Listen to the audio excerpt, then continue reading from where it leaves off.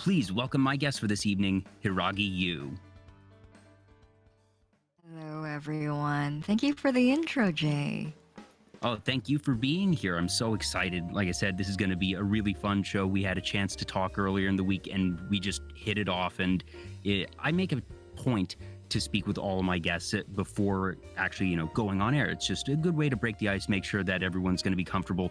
And anytime that one of our pre-interviews goes longer than anticipated, it's always a very good sign. And ours did go a fair bit over. So yes, welcome on in. As I can tell from the chat, most folks here tonight are already familiar with you, but for anyone who might not be, if you could introduce yourself. Of course. Thank you again for having me on Vtuber Talk. My name is Hiiragi Yuu. I am a host Vtuber. I work at the Starlight Host Club, which is where I host all of my streams. My community are called the Kittens, and I see a lot of kittens in chat. Hello, kittens. Welcome. I don't see you guys on Mondays usually, so it's a rare chance for us to meet. I hope you guys are all having a good day today. Good start to your weeks, I hope. Yes, indeed. That is... I don't have all the kittens that know this already, but I don't have a lot of lore. My lore is I'm a host. Yeah, you're a host, and you're a very good host. Also, thank you to GodKara30 and King of the Corvids for the follows. Welcome on in. But yeah, you are you, and I suppose for starters, does having the name YUU cause any amount of confusion? That when we were DMing and doing coordination for the show, it's all via text, so YUU and YOU are very clearly differentiated. But at the same time, when I was sort of reading my messages back, it was like, hi, you, I hope you are doing well. Wait a minute, that sounds weird. Does that ever actually cause problems in conversation? Yeah, like all the time. Probably one of my biggest miscalculations. Like a few days I think back before I started streaming, it was still okay because all of my interactions were textual over Twitter or over DMs. As soon as I started actually streaming, I realized I was like, oh, what a grave mistake. But at that point, you're sort of committed on that one. So we roll with it. Here you are. Yeah, we all make a lot of or not we actually. I don't know if I'm the one making them, but I get plenty of you puns in my replies and chat, and I appreciate them. I love them. Yeah, it's low-hanging fruit, but hey, as far as low-hanging fruit goes, if you puns are something that you have to live with, that's not so bad. Yeah, exactly. I love them. I do enjoy them. And you know what? Low-hanging fruit is still fruit. It's still fruit in your tummy. Yes, it is. Also, I didn't know that I was going to be hosting a literal superhero tonight. Literal superhero? For folks who might not be up to date, because this was literally something that just happened earlier today, you were riding on the bus earlier, and the bus apparently had a sudden stop, and you were able to catch, quote, a little old granny and grandpa who may have fallen. I did. I don't think that I'm a hero. I think that I was at the right place at the right time, but they were so tiny. I honestly came home feeling a little bit bummed because I think at the time I caught them and I was like, oh, good for me. And then the high kind of wore off after I got home, and I was like, actually, that was an incredibly sad situation. Everyone, stay kind and stay nice this Christmas. Be kind to those who have accessibility issues, and always let other people have your seats if you are somebody who is privileged enough to be able to stand. I think that it would really, really make the world a better place and a kinder place too. Yeah, that definitely do be aware, especially when in crowded public transit. But I'm certainly glad that you were able to be there in the right place at the right time, because, it's falling when you are older can be a really big problem. That it's sort of, I suppose, something of a running joke of, the I fallen and can't get up meme, but it's a very real thing that became a thing for a reason. That when you're older, your bones get a bit more brittle, and that if you take a bad fall, it can cause real problems. So you being there made a difference. I'm sure of it. Oh, thank you. I think I honestly thought about it a little bit later, and I was like, I think a lot of people would have done what I did. It's just that it was such a crowded bus. The people that were closer to me may not have had that sympathy. I'm sure there's a lot of people who would have been in my place who would have done the exact same thing. Yeah, even so, there's something to be said for being at the right place at the right time and just in the moment doing the thing that anybody can be a hero. It's not necessarily saying, oh, you're the only one who could do it, but you still did it. And that's what matters. Hmm. Thank you. But yes, that I'm not actually sure since you might not be listening in right now, but I do actually have holiday music playing because we are officially past American Thanksgiving, which for all intents and purposes means it's the holidays. So Yes, it's officially Christmas now. As soon as you, as soon as Thanksgiving weekend is over, we cross into Christmas zone. that I am a very staunch defender of let Thanksgiving or American Thanksgiving have its time, let fall have its time. That Yes. I oppose the if people are putting lights out and starting to play Christmas music after Halloween, that's too early.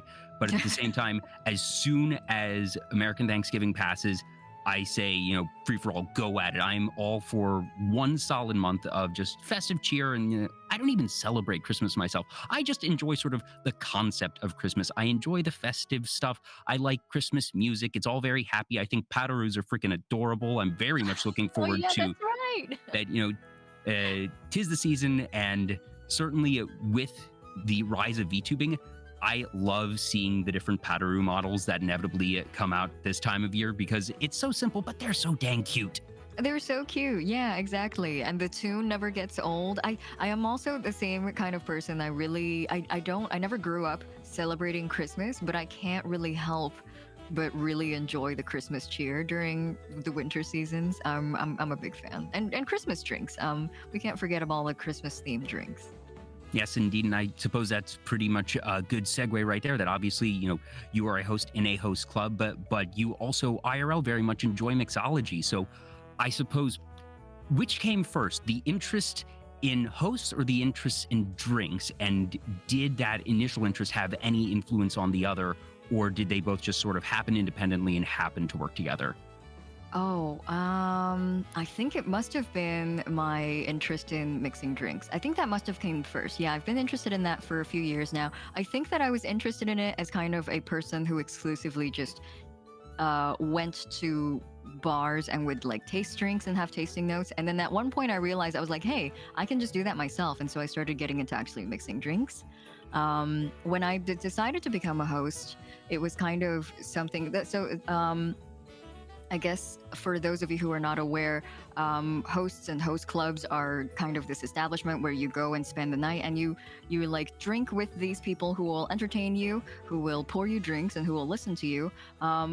Like mixing drinks and drink culture really doesn't overlap that much with host club culture. I've kind of just brute forced it. I I've don't brute think it takes forced it that much myself. brute force. That host clubs usually do have bars, so They do. I think that it's really funny because I know a lot of people at first glance would always call me a bartender VTuber, and I'm perfectly fine with that as well. that it is an interesting thing that it is largely not. I suppose host clubs are largely not a thing in the West, that they are something that primarily originated in Japan, but I know that other countries have started to pick up on them as well. I saw an analogy just the other day, actually, which is sort of weird, but at the same time, not entirely inaccurate, that said Hooters is the American version of a host club. Oh my goodness. I've never thought about that. I hadn't either, and I was like, it's not a one-to-one, but it's a similar concept here. Kittens, can you confirm or deny? Do you guys come to the Starlight Host Club for my mozzarella sticks and chicken tendies? Is that why you guys come here? It's not for me or my entertainment value. You guys are just here for the tendies. I knew it. How could you have lied to me for so long? It was all about the apps. It was all just the appetizers. It was all about the zucchini sticks. I knew it. Run, Keyta, no. Oh no, the jig is up.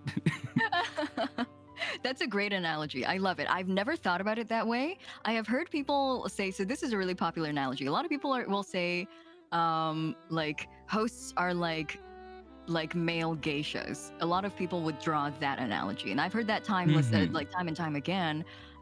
Never heard the Hooters one. Love it though. I really like that. I feel like it's one that more people can understand as a one-liner, that not everybody knows what a geisha is, at least, not in the West. I think it's still a very accurate analogy there with geishas. But it's one that, like I said, I only saw this a day or two ago, and now it's just stuck in my mind. It's like, I think that's going to become my go-to one-liner for if I need to explain the concept of host clubs to somebody.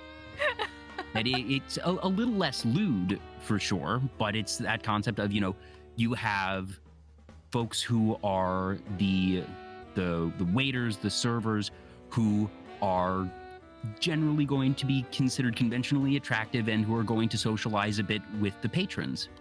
Yes. At least socialize more than, so. Your average waiter is going to do. Yeah, exactly. I completely see the overlap. I can tell. I think you can like kind of nitpick the differences, but I do think that ultimately we come to the same conclusion of providing company from generally an opposite sex to paying patrons who are seeking that kind of attention. Yeah. And I don't know about you, but for me, hosts will always have the association with Ouran High School Host Club. Oh, yeah. Oh, 100%. That was the first place that I ever heard about hosts, ever sort of had that understanding and just general awareness. And Ouran does remain a favorite show of mine to this day. It's actually one that I use to get my little sister into anime. So we also have sort of that connection that anytime I have tuna sushi, I will send her an image, and I'm not sure if you watch the dub or the sub of that, but the concept of quote unquote fancy tuna. Yes. I watched both the dub and the sub, actually. I'm a big fan of that show. I thought that the dub was so solid. I feel like Ouran existed in a time of anime, like almost a golden age of anime localization. We do have simul dubs now, and so we get them a little bit faster. We get simul casts and get them a little bit faster. But I felt like that era of dubs were so like, mwah, chef's kiss, so good. Yeah. And it's such a wholesome show. It like just teaches and preaches such great messages.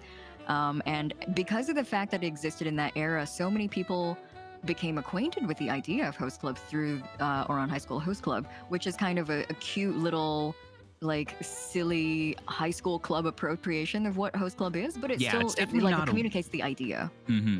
Yeah, that is obviously what they have there is not a one-to-one comparison, but it is a good enough parallel that it is able to, like you said, convey that general concept. It also gave us what, in my opinion, is one of the best localized anime openings. Oh, you're right. Yes, I forgot. I actually completely forgot that they localized it. Yeah, you're right. That was very much a passion project, to my understanding, from Caitlin Glass, who was not only the voice of Haruhi, but also the director and scriptwriter for the series' localization. So really a great show for anyone who hasn't seen it, and definitely one that has stood the test of time. I agree. I think that even there's definitely, like, when it comes to anime that I've enjoyed as a younger person versus now, I almost always get on the topic of like whether or not I can go back and rewatch it and still feel the same about it. Ouran has very thankfully been able to do that. There are definitely some shows that have aged terribly, and I won't deny that I enjoyed them as a young person, but some shows I wouldn't go back to rewatch. Yeah, and honestly, that's media in general. It's certainly not limited to just anime. That certain media holds up over time, certain doesn't. And sometimes it's because of production values, sometimes it's because writing and culturally certain jokes don't work anymore, or perhaps shouldn't have worked in the first place, but culturally things have shifted such that we now recognize that they aren't as funny as we perhaps thought they once were. Yeah, but, well said. By and large, Ouran has, like we said, been able to actually end up on the right side of that. That certainly not a perfect show, but definitely one that I think just about anybody can pick up and enjoy. Yes, 100%. Agreed. I love it. It is not a lot of people will ask me this, because they'll be like, are you, like, was your VTuber concept inspired by Ouran? My answer is no, but also at the same time, I can't deny that it's an incredibly good show and I really, really liked it. And I'm quite sure, I don't know, I watched it in high school, so I was quite young then, and so I don't remember, I'm quite old and I don't remember things from back then, but I'm quite sure it was the show that introduced me the concept of host clubs as well, so I'm sure in some way it incepted the idea into my brain. When it comes to drinks for yourself, do you have any preferences, or are you the type that's just gonna really be able to enjoy anything? I definitely have a preference. I have a preference for simpler, maybe 3, 4 ingredient at best, boozier cocktails. I don't have a sweet tooth, and so this applies not only to drinks but everything else as well. I Mm, don't really gravitate towards sweeter desserts or foods or drinks, and so in that vein, I enjoy drinks that are a little. I think that I enjoy drinks that are a little bit less beginner friendly. I really like spirit forward drinks. I really like the Negroni. It's one of my favorite drinks, and famously a drink that a lot of people can't stomach. I like dry martinis. I like spirit forward drinks like that. I do keep an open mind about it, though. I think being a person who is really interested in mixology, I like to try all kinds of things. I will have, if I read through a cocktail menu, I will have initial thoughts about certain drinks. But I think the nice thing about drinks is that a lot of the times, a lot of cocktails will surprise you with how the ingredients sort of work with each other. The synergy will like produce something completely different. And so I'm very open minded, but I think that my initial impressions usually I'm always gravitating towards like bourbon based drinks, mezcal based drinks, anything that is kind of boozier and less sweet, less palatable to the layman. mm. For me, I definitely have a sweet tooth in general, and I think for me, it's that I don't enjoy bitter things, and it's been an interesting journey for me that I don't drink a ton, that I will drink socially, on special occasions every so often. I'm not the type that's gonna go out to a bar and order drinks super frequently, but it's weird that the old adage of your palate will become more refined over time. It, it is begrudgingly that I admit that it is true that you and I are around the same age, that I have openly admitted that I am 30 years old as of this year. And it's the type of thing Yeah, that, let's go. yeah, that I 30 have club. noticed that drinks and just foods in general that I generally found too bitter in the past, that upon revisiting them, it's like, oh, okay, this isn't so bad. And that it's just more palatable, and it's something that I find more interesting. And I still do like the sweet drinks, that's for sure. But it has been interesting to sort of compare initial impressions of certain tastes and drinks, from about 10 years ago versus now, and realize, okay, some I'm not sure of the science of it, but my palate has changed in some degree where I've actually really started to enjoy, or at least be able to not dislike those more bitter tastes that I used to really, really not like. I think that there is this kind of almost, yeah, and it's going to, when I initially word this, it is going to sound like a little bit like derogatory, but our taste buds will degrade over time. But in the same vein, I feel like there's a lot of nuance that I can taste in flavors that I couldn't before as a child, because I feel like as a child, I was just very like, sweet, good, sour, bad, bitter, bad, and there's very, very straightforward reviews of what I put in my mouth. But as an adult, I feel like I'm not at all interested, nor am I like versed in wine. But I feel like that's also how like a lot of wine tasters, sommeliers are like, is that they train themselves to be able to taste a lot of like very, very nuanced flavors in the thing that they're tasting. And that comes definitely with a little bit of experience and age, Yeah. as do a lot of things, as do many, many things. Yeah, that I'm not able to pick up on more subtle things. That if somebody tells me, oh, this has sort of a smoky flavor or a fruity flavor or a nutty flavor, that if I'm actively trying to detect it, I can usually detect it. But at that point, I'm not sure if it's a placebo effect. But at the same time, I recognize that taste buds in and of themselves are sort of a muscle, that if you train them and try all these different types of drinks and remember them and make notes of them, that's part of what a sommelier and more experienced tasters are going to be able to do, because you have those memories and also just that experience of, okay, I can compare A to B to C to D and be able to differentiate if it's something that you do often enough that it's just going to become, like I said, sort of a muscle of its own.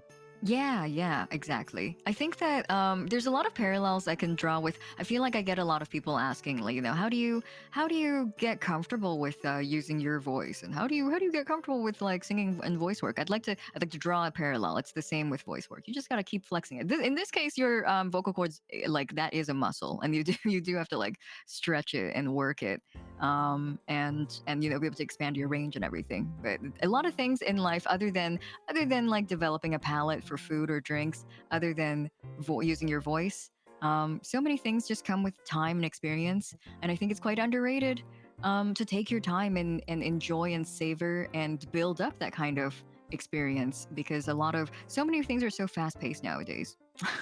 I feel like I'm an old fart saying that, but so many things feel so forcibly and so stressful with how fast paced they are. Yeah, it's sort of an interesting duality that I definitely agree. Things are faster, that just everything from internet speeds to content in general being shorter, and Hmm. I think it's a combination of things, and in part it's because, in my opinion, there's so much more to consume than there used to be. And in terms of content, we are spoiled for choice. You were talking earlier about how we used to only get shows dubbed after 6-12 months, but now we have simulcast, simuldubs, and in terms of anime alone, the amount that is being brought over to the West is magnitudes larger. We now have streaming, so many different platforms that So many you know different platforms for streaming. that Yeah. content in terms of TV used to be limited by the number of hours in the day times the number of channels that you had, and that there was Hmm. actually a numerical cap to the amount that could be broadcast. But now with streaming, that's all out the window. That it's as much as you can put up on your platform can be an option. And the fact that we have so many different options now, it means that we are able to have that choice, and that I think it is understandable, certainly, to want to try as many different things as possible. That's something that I'm a big fan of, that when it comes to food, drinks, content, that I like trying as many different things as I can, being able to, get the different tastes, so to speak, in that way. So I think that that might be part of why things are faster, because things are fighting for your attention and you Yes. want to try a lot and try one thing and then another. And doing things quickly enables that. And while it's not a bad thing to want to try as much as possible, I also very much agree. Uh, Savor things while you're able to. That for me, I don't replay games very often. That a game has to be Oh, very, very special to me for me to replay it. But when I'm playing through a game, I will take my time. I will savor it, and I will, do the side quests. I will explore all the areas, sort of knowing, okay, I am not very likely to be revisiting this. So I want to make sure that while I'm here, I'm getting everything I can from it. yeah, exactly.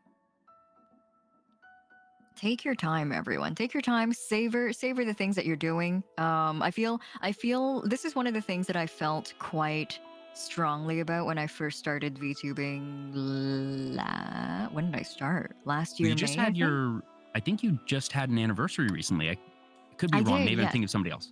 No, you're very correct. It was in August, so it was quite recent. That was my birthday slash debut stream. I never really had a debut stream. I just started streaming, and then I was like, maybe I should do like a proper introduction. So my like, not really a debut, but just an introduction stream was in August, and I kind of count that as my anniversary, Mm, partially because I can lump it together with my birthday.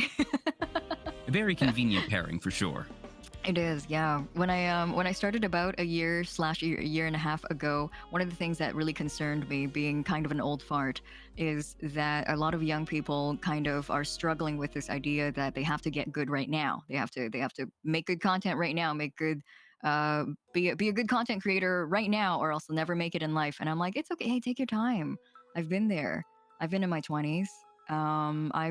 I've struggled with feeling like I'm not good enough, and I don't believe that I'm good enough for everything. I think that we all should sort of keep an open mind and keep improving as we go along. But you sort of settle into a rhythm, and then you do things as much as you can, and then one day you're gonna look back and realize that you're way better at what you like to do, compared to when you first started. And that's going to come with time, unfortunately. It's not going to happen right away. You're not going to open your mouth and suddenly be able to sing perfectly. You're not going to put your pen to paper and suddenly be able to make beautiful art. You're not going to shake your first cocktail and suddenly taste something amazing. So, unfortunately, it all takes time. Yeah, that is so true, and that I can absolutely vouch personally for that on a lot of different levels. That imposter syndrome is very real, Oh and it yeah, is consistent and it is persistent.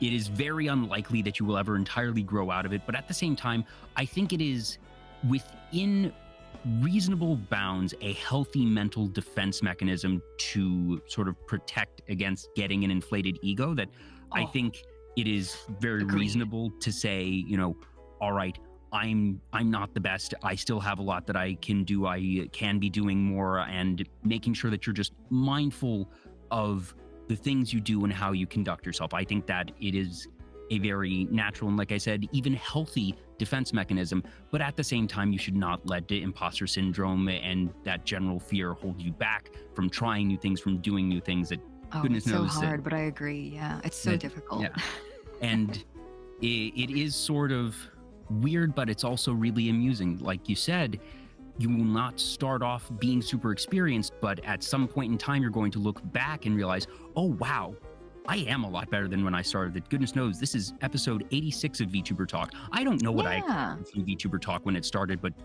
I can absolutely tell a difference in myself from episode, 1, 2, 3, 4, 5 versus now. And I look back and I'm not embarrassed by what I did in the past. I'm glad that I did it. If I hadn't done that then, I wouldn't be here now and I wouldn't have gotten better.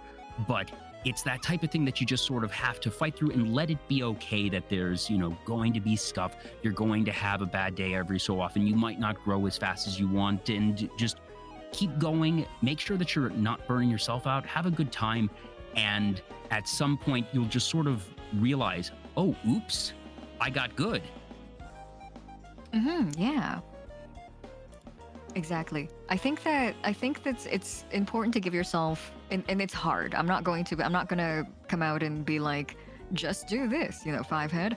But Yeah. but it's very hard to give yourself that opportunity. But whenever you can, always look for opportunities to look back and pat yourself on the back, because you'll realize that even in places where you weren't even looking, you're gonna see improvement. You're gonna see that you're a better person. You're gonna see that you're better at what you want to, what you're working on. But it takes a moment of time for you to really be introspective and look at yourself that way. Hmm. um I think it's so hard though. I don't want to undermine the difficulty of this, because I agree with you so much, and I'm kind of almost afraid to express that opinion that you just said earlier. Very very well and eloquently worded, by the way. But it's just this idea that my imposter syndrome like eats away at me from the inside out. And yet at the same time I feel it keeping me humble. It keeps me on my toes. It Hmm. keeps a lot of my content, a lot of my work, at a certain level, because I know that if it dips under that level, not only will just the overall quality of my work start to drop. Um, because I'll start, like it's kind of like dominoes. As soon as you start slowing down the momentum, it'll just keep slowing down. And so I know that as soon as that drops, that's going to affect my other content too. But most importantly of all is that my imposter syndrome is not going to let me drop that kind of quality and that kind of like strict standard that I have for myself. And a part of me, even though I struggle with it so much, I'm kind of glad that it's there. Yeah, that like everything, it's finding a balance. And for everybody, that balance is going to be different. That you just sort of need to learn about yourself as you go and figure out, all right, where is the line of I realize that I'm being held back, and then at other times realizing, okay, this doubt I'm having right now is understandable. That the things I'm thinking are me trying to improve myself, wanting to be better, and just being mindful that Mhm. you don't want to end up too far on one side, or on one side of that sliding scale. And like I said, that balance point is going to be different for everybody, and that's one of the many things that you learn as you go. Yeah, exactly. Agreed. I'm really glad that you shared that point of view. I haven't really talked to many people about it because I feel like it's one of those things where I never ever want to glorify a condition or situation that is like self-deprecating. I don't think that's a healthy thing, but at the same time I can't really deny that it's there. But I'm glad you share that view. Yeah, that I don't think self-deprecation is healthy. I think that, you know, like I said, the balance of imposter syndrome and realizing uh the the idea of, all right, I guess the humility of not thinking of yourself as the best and recognizing that you can always learn, that there's definitely, like you said, certain unhealthy aspects, and you definitely don't want to glorify, like I said, self-deprecation, but again, that balance. Yeah, exactly. It like takes a little bit of mental gymnastics to navigate, but we all find our own way through it. Yeah. I'm trying to even remember how the heck we got there from drinks. I guess it was something along the lines of preparing drinks and Yeah, just being, I guess, being experienced and then developing a palate for it, and then we got onto like developing skills in the same way Yeah. that you would a nuanced palate for drinks and food. Are there any particular skills that you've realized along the way that you've developed that you didn't anticipate developing? Oh yeah, what we're doing right now, I when I first started becoming as if it's kind of some kind of metamorphosis process. When I first started thinking about I guess entertaining the idea of becoming a VTuber, one of the things that I was most nervous about, and one of the things that I was convinced wasn't going to be my strong point, is talking and streaming. I thought that I was going to be one of those VTubers who majored in musical productions and would maybe stream once a month and do a karaoke stream. But little did I know, I actually really, really enjoy talking, and I really, really enjoy streaming as like not just music-based streaming, but like content-based streaming, doing talk shows, doing just chatting streams, commentating games. I really did not think that I was going to be good at that. But it's really fun. That's like the most surprising thing for me so far. I guess, why was that surprising for you? That might be a difficult question to answer, but I suppose, is there a reason that you didn't think that you would enjoy talking as much as you do? It's there's a few reasons, and there's a few reasons, and they kind of contradict each other. I did do a lot of live emceeing. I was part of a band as well, so I did a lot of live music. And so in that vein, I feel like maybe I should have probably had a bit more confidence in myself in terms of like public speaking and streaming, and engaging with an audience. And yet for some reason, I think that because when you take it out of the context of real life and you take away all of that adrenaline rush of a huge crowd in front of you, I wasn't confident that I could deliver the same performance just kind of by myself without an actual like visual indicator that there is an audience. I tried streaming a little bit. I did a little bit of art streaming. I do some digital art, and so this was maybe 5 years ago. 5 years ago, I streamed on Picardo a handful of times. By a handful, I mean like 2 or 3 times. And I got so nervous that I couldn't go on without having a drink with me, so I can like sort of round out and lubricate my own social skills and like, you know, build up the courage to talk to people. And even just staying live without an actual audience, just staying live and knowing that potentially there could be eyes on me, made me so nervous and really wigged me out. And so I was convinced, from that point forward, I was like, streaming's just not for me. It's just not something that I'm going to be good at, and I don't think I should put any eggs in that basket. And so when I started VTubing, that was a huge surprise. That's really interesting. That part of what made streaming appeal to me is because, similar to you, that I have experience emceeing. I enjoy performing in front of crowds, and part of it, and also similar, not quite music production, but I have a background in live events, and haven't done music production per se, but I've worked a couple of concerts backstage and helped out with things like that. And 2020 and 2021 roll around, and live events of that nature aren't happening. And part of that is what led to Vtuber Talk, that I was actively looking for that type of rush, of that type of performance aspect. So it's interesting that you very much enjoyed that, but that at least at first, streaming for you didn't have that appeal. Yeah, it was nerve-wracking because I think I just couldn't put myself in the headspace to put on a performance when there is no like Physical visual audience. stimuli. Yeah, exactly. So there's nothing in my room right now where I'm streaming Yeah, you indicating can't to me see that the there is an crowd. audience. You can't hear the crowd. That goodness knows that streaming is absolutely different from playing a live show, and I will very much agree that the the vibe and energy of a live crowd cannot be replicated online, that you can get something that is very similar, and that in terms of replacements or analogies to that field, that streaming and seeing chat is a pretty good comparison, at least in terms of the potential options, but there's still just nothing like a live crowd. Yes, it's so different. I think it's I remember back when I performed live and I emceed live as well. One of the things that I was really bad at, and a lot of people who worked with me didn't like this about me, but I didn't do well with rehearsals because I couldn't feel the pressure of the crowd staring at me to push out my best performance. And so my rehearsals are always full of jokes and gaffes because I had to use humor to offset that kind of awkward emptiness and silence that would have been usually filled by the crowd. I perform quite well in front of a crowd. I just like, nobody is convinced until they see me actually get in front of a crowd. And so I think that's part of what convinced me that streaming was not going to be for me. It's because I was like, this is basically the same as rehearsing for a show, and I've never been good at that.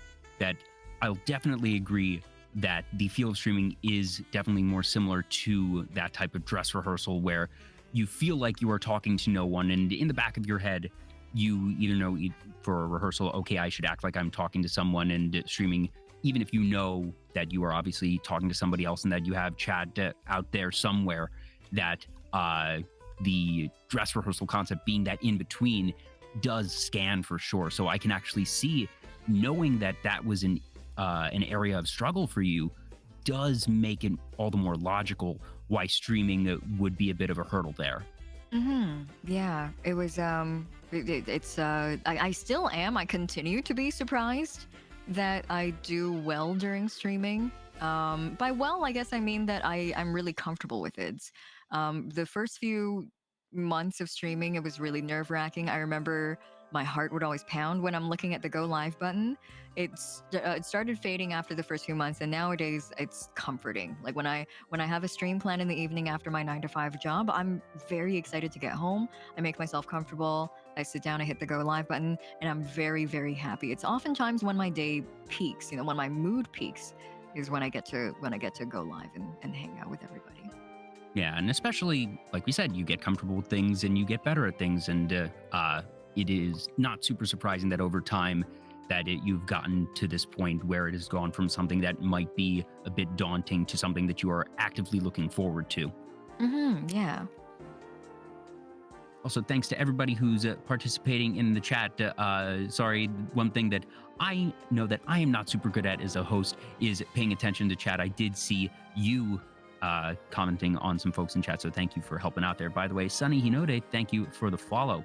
Sunny, hello.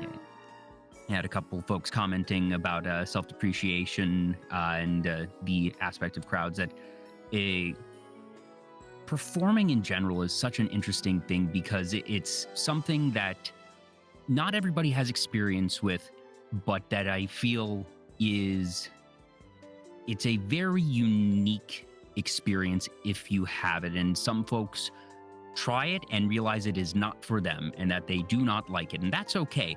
Others end up really enjoying it. Some folks find themselves in the middle ground and then eventually sort of stray one way or the other. But I do find it fascinating, the amount of different responses that different people have to just the concept of performing, really. Yeah, I think that for most people that I know, especially when it comes to my wider social circle of like family and friends and people that I know from work, from previously from when I was in school, like my more diverse circle of friends, I would say that the majority of them find performance in public speaking quite nerve-wracking and something that they have either zero experience in, or the little experience they've had is frightening and they would probably not get into it again. It's quite refreshing, and one of the things that I think is really interesting as well getting into VTubing is that everybody that I've had the pleasure of collabing with, everybody that I've had the honor of doing live streams and or broadcasts with, or even doing recorded podcasts with, everyone seems like they are comfortable in this space of public speaking and performance. It feels like everyone has at least a certain caliber of of work and also like a certain amount of experience in this, and I find it like super interesting. It's just not something I usually see in regular life. Yeah, and I think that's largely because most folks recognize when they get into streaming that even if it is a different type of performance, that it is a performance, and that if you're going to be streaming, if you're going to be setting up OBS and assets and whatnot, that you can't accidentally end up on this stage, that it does have to be a very deliberate action. So I think there's sort of a self-selection among the population, but at the same time that one of the really fun things for me as a host, that obviously every show is different. And while I feel everyone that I've interacted with definitely has that comfort that there's still the sliding scale and there's this interesting diversity of energies, I suppose, for lack of a better term, that I've had folks on the show who are very, very reserved, and that even if they're able to go live, that sometimes they're a bit more nervous when interacting with others, and I'm just fortunate enough that they're comfortable enough to come on the show. But you also see tweets every so often of people saying, I'm struggling to hit the go live button. But at the end of the day, that hopefully folks are able to end up doing that. But it can sometimes be that bit of a mental back and forth. But at the end of the day, if you are streaming, it's because you want to, and it's because even if you perhaps have to nudge yourself, that at the end of the day, you do want to, and that it's something that you've chosen to do. I think that's the really lovely thing about a lot of my peers, is that a lot of people that I see VTubing alongside myself, a lot of my mutuals are people who are VTubing because they've taken a chance on something they never would have tried before, if not for the fact that they see a lot of the appeal in VTubing, I think, is the fact that you can have this avatar. And so a lot of people get roped in by the fact that they can either create or customize their own avatar. And then now they're trying something that they never thought they would be ever interested in or good at. And they are slowly chipping away and making progress at developing this skill, at developing this area that they otherwise would have never touched or even been interested in. Absolutely. That I can say for a fact that there have been many, many past guests that I've had on the show who would not be streaming if not for VTubing. That VTubing, one, just frankly, as a tool set, that even if you're an entertainer already, that VTubing offers some really interesting tools that you don't get as a face cam streamer. And that even goes beyond the model, that things like TITS, the Twitch integrated throwing system, all the different emotions, all the different plugins that VTubers get, that they're able to use, that facecam streamers just don't have access to, or that if they did, that it would not read as cleanly as with an avatar. Exactly. But part of it comes with just comfort, or being able to portray themselves differently, or the appeal of being able to, like you said, create a character. That there's any number of reasons, and it's been so fascinating. And I think that's part of why I myself was really found myself stumbling over my words here. Why I found myself getting into VTubers as content creators, because I've, even before VTubers, enjoyed watching streamers, but I think that as a viewer, I found so many more, pun have intended, characters that got into VTubing, and just found the whole presentation of it all so much more entertaining and engaging. And I think it's just so cool. And that's, again, part of why VTuber Talk exists, because there's so many cool different things, and that no two VTubers are going to be alike, much like no two streamers are going to be alike. But I feel like the potential for differentiation and creativity, just in terms of tools and all the different things you can do, is so much deeper with VTubing. Yeah. I do think that with VTubing, there is, and you mentioned this earlier as well, there is a very distinct deliberateness to VTubing. You are not going to get into VTubing because one night you felt like it. It is something that you definitely have to take one or two steps for before you start on it. Whereas a lot of the times, I must admit that I'm not really a big flesh streamer watcher, and so I don't know very many live streamers who are not using an avatar. But the few that I know who have a disproportionate amount of notoriety oftentimes cite their origin story as, one day I was playing League of Legends and I decided to hit the go live button. One day I saw this software called OBS and I thought I would try it out. Whereas a lot of VTubing is very, very deliberate, and there is almost a culture to the way that we pave our paths. There is debut culture. We all know about debut culture here. There is a lot of pre-prep. There is a lot of value placed in getting getting your content, getting your branding together before you even start. And sometimes that gets into the territory of holding people back because they want to keep refining it before they even start, and they want to start perfectly, but that's another topic for another day.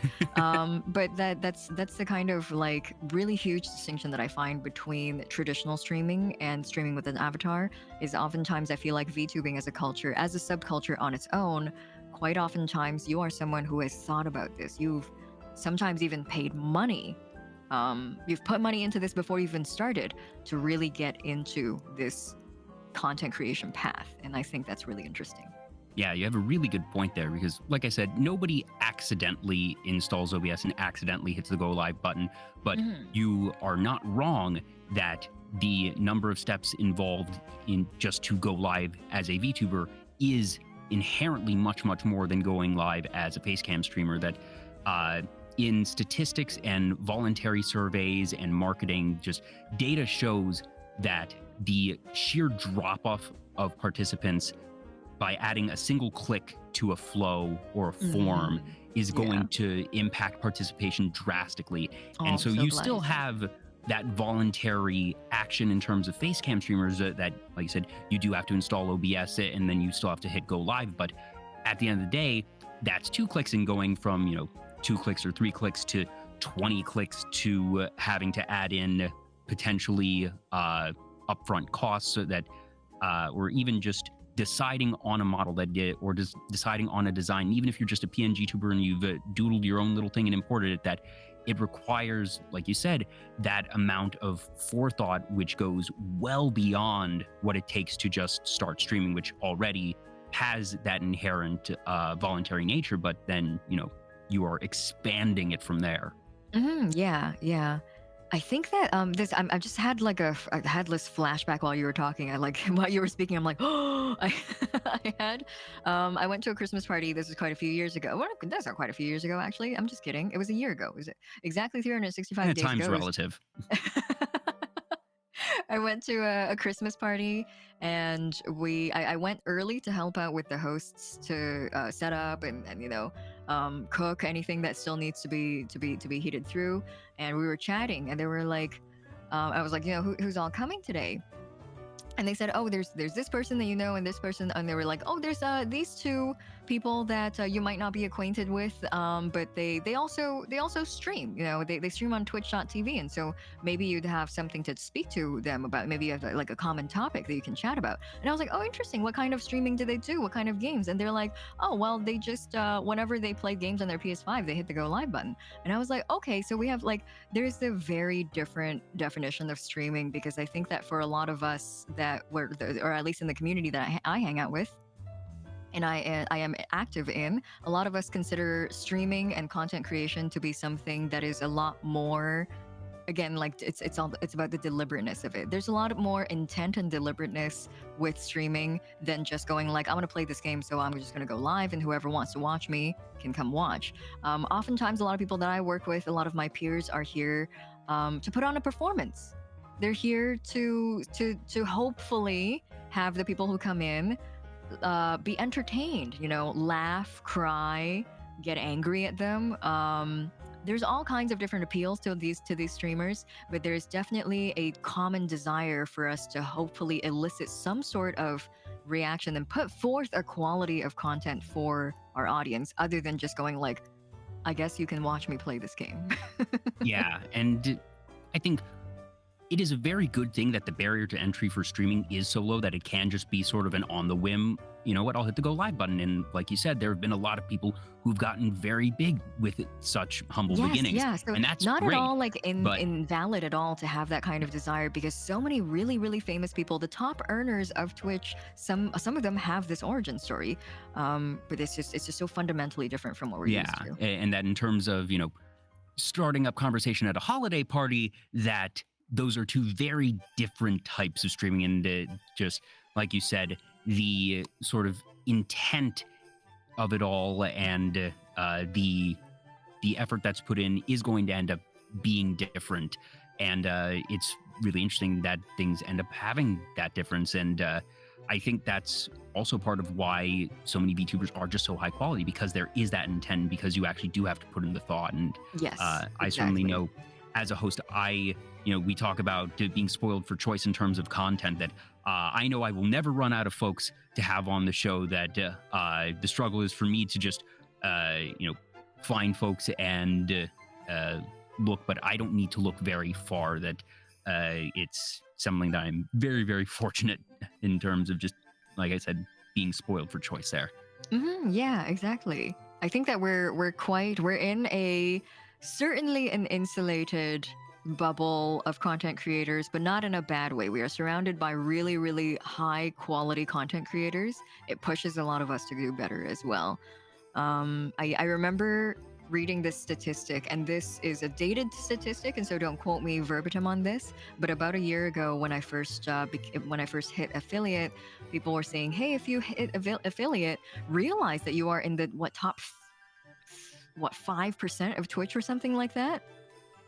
Because if you've hit the requirements for it, then you are already doing better than what, like 95% of people who are registered and who have streamed on Twitch, the platform, already. And I was like, that's insane, because we as a community of VTubers see people hit affiliate every day. We are all, and like, I think that's something to pat ourselves on the back for, because a lot of us are certainly really dedicated to content creation, not just as something sort of, to attract and to offhandedly attract and unintentionally attract an audience. We are really working on ourselves, working on the things that we present to the world to make it worthwhile, worth people's time. Yeah, absolutely. That I don't know what the exact statistic is myself, but I've seen something along those lines, and I'm not sure if that percentage is counting the number of accounts overall, including ones who haven't streamed, or if it is counting ones who have streamed. But I know that the statistical majority, that like well over 50% of streams are going to be 5 or fewer viewers on Twitch. That just is how it winds up being. But like you said, in the VTubing community, that while it still takes work to get there, that since it is a bit of a smaller community, and that we do generally lift each other up, that it is, I would think, not quite as much of a struggle for up-and-coming VTubers to hit that affiliate mark, as opposed to someone who is perhaps not necessarily involved in a broader community. And I think that's just part of it being a community as a whole. And, we could certainly debate the nuances of what is the VTuber community, because that is a very broad term. And It is, yes. there's certainly a lot of different ways to take it. But for the purposes of just general VTubing awareness and the sphere of content creators and VTuber fans at large, that community itself, like you said, is somewhat insulated in that we are able to, network and get in touch with each other and get visibility to each other in a way that is a lot easier than most other streaming communities, just because we actively seek out our own. Yeah. I think that this is something that I cannot remember who I spoke to about this. It must have been somebody who's watched a significant amount of flesh streamers, of flesh tubers, as Giva said earlier.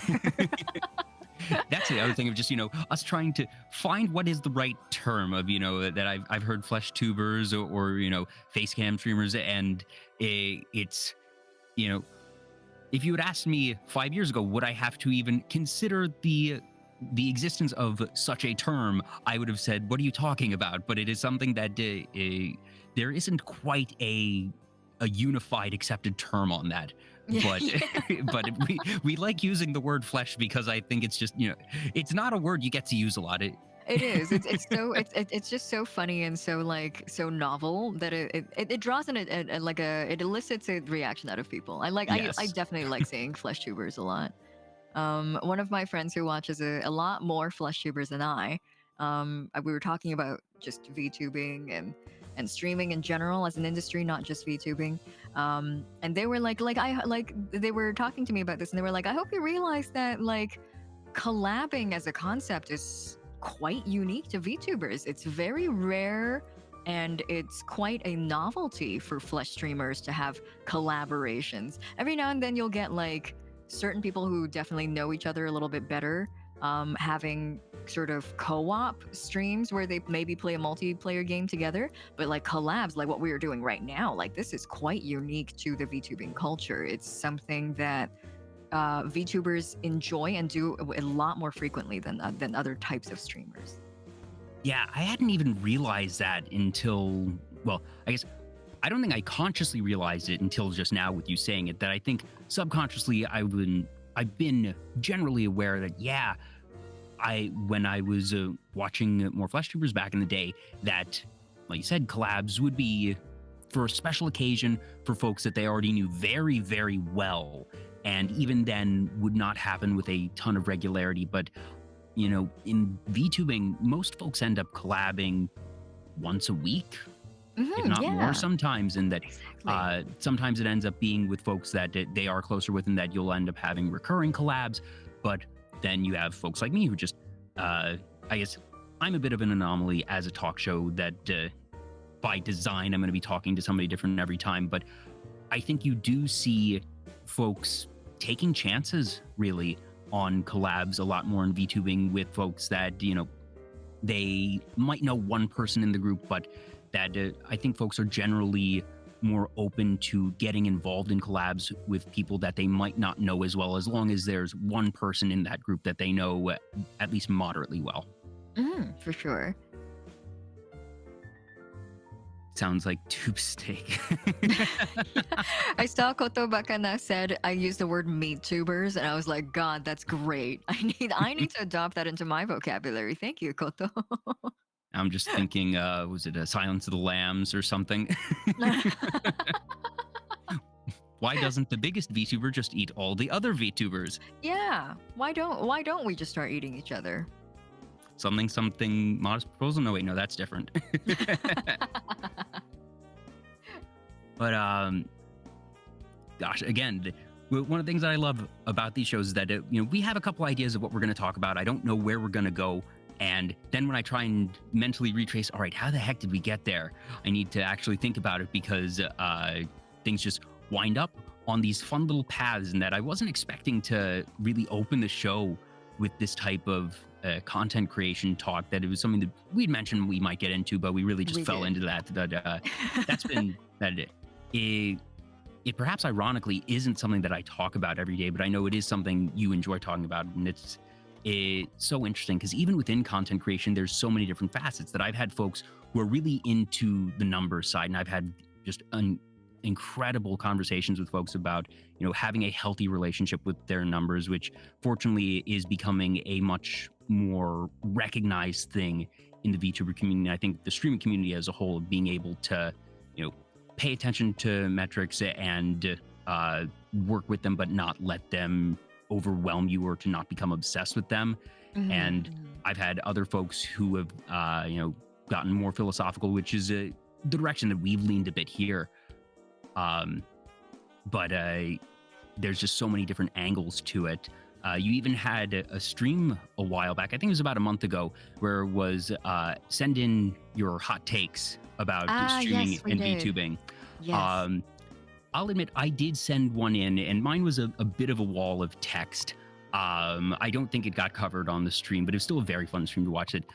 My moderately warm take on VTubing, and I don't actually think it's that controversial. I think that more people should be open to the term indefinite hiatus as opposed to I reflexively remember. using the term graduation. Can I just say that we had like a meeting. We had several meetings pre-stream. I this one of my big passions is like very well planned out and like a lot of pre-prep heavy streams. Those are my favorite ones. They're not very viable in terms of I can't do them every single week, but I love them. But that was one of them. It was one of my most recent pre-prep heavy streams, and I really enjoyed it. So Daifu and I actually got into a couple of meetings beforehand to read through all of the submissions as they come in, and then sort them into categories of yes, we're definitely going to cover this one. This one's in the we may take them if we like get through them a little quicker than we expected, and we need to fill a little bit more time. And then there's like the category of we're not going to cover these because these possibly have some hateful ideas we don't want to cover. That one was the one that I was fighting to get into the let's talk about it category. But Daifuku was very much like a lot of these are a little bit too long, and I don't want to make our viewers read text for too long. That's fair. That I reckon that you said get your twit longer, so I let myself be a bit more verbose on that one. But at the same time, I recognize that for streaming purposes, you want the shorter ones. That you don't want people to have to read a wall of text. So I absolutely respect Daifuku's. But that was like I recognized that one immediately because I was fighting to get that one onto the let's talk about it because I felt very strongly for what you were advocating, and I was like, I really want to talk about this. I want to talk about how we did end up talking about it because I think there was another shorter one, albeit not nearly as well worded as that one, but that talked about graduations, and so I definitely remembered that one, and I tried to bring it sort of into the conversation because I felt quite strongly about what you had submitted. Well, I'm agreeing with it. I'm glad you liked it. That so for folks in chat, the long and short of it is, I believe that graduation for folks who are in agencies is perfectly logical. That the concept of graduation is largely a holdover from the idol industry for when somebody is leaving a group who is retiring and is not going to come back. And when someone leaves an agency, whether it be an idol agency or a VTubing agency, they're not going to come back. A graduation makes perfect sense to celebrate and have that send off. And I think that there are a lot of things in the independent VTubing community that have just taken cues from the industry side of the community.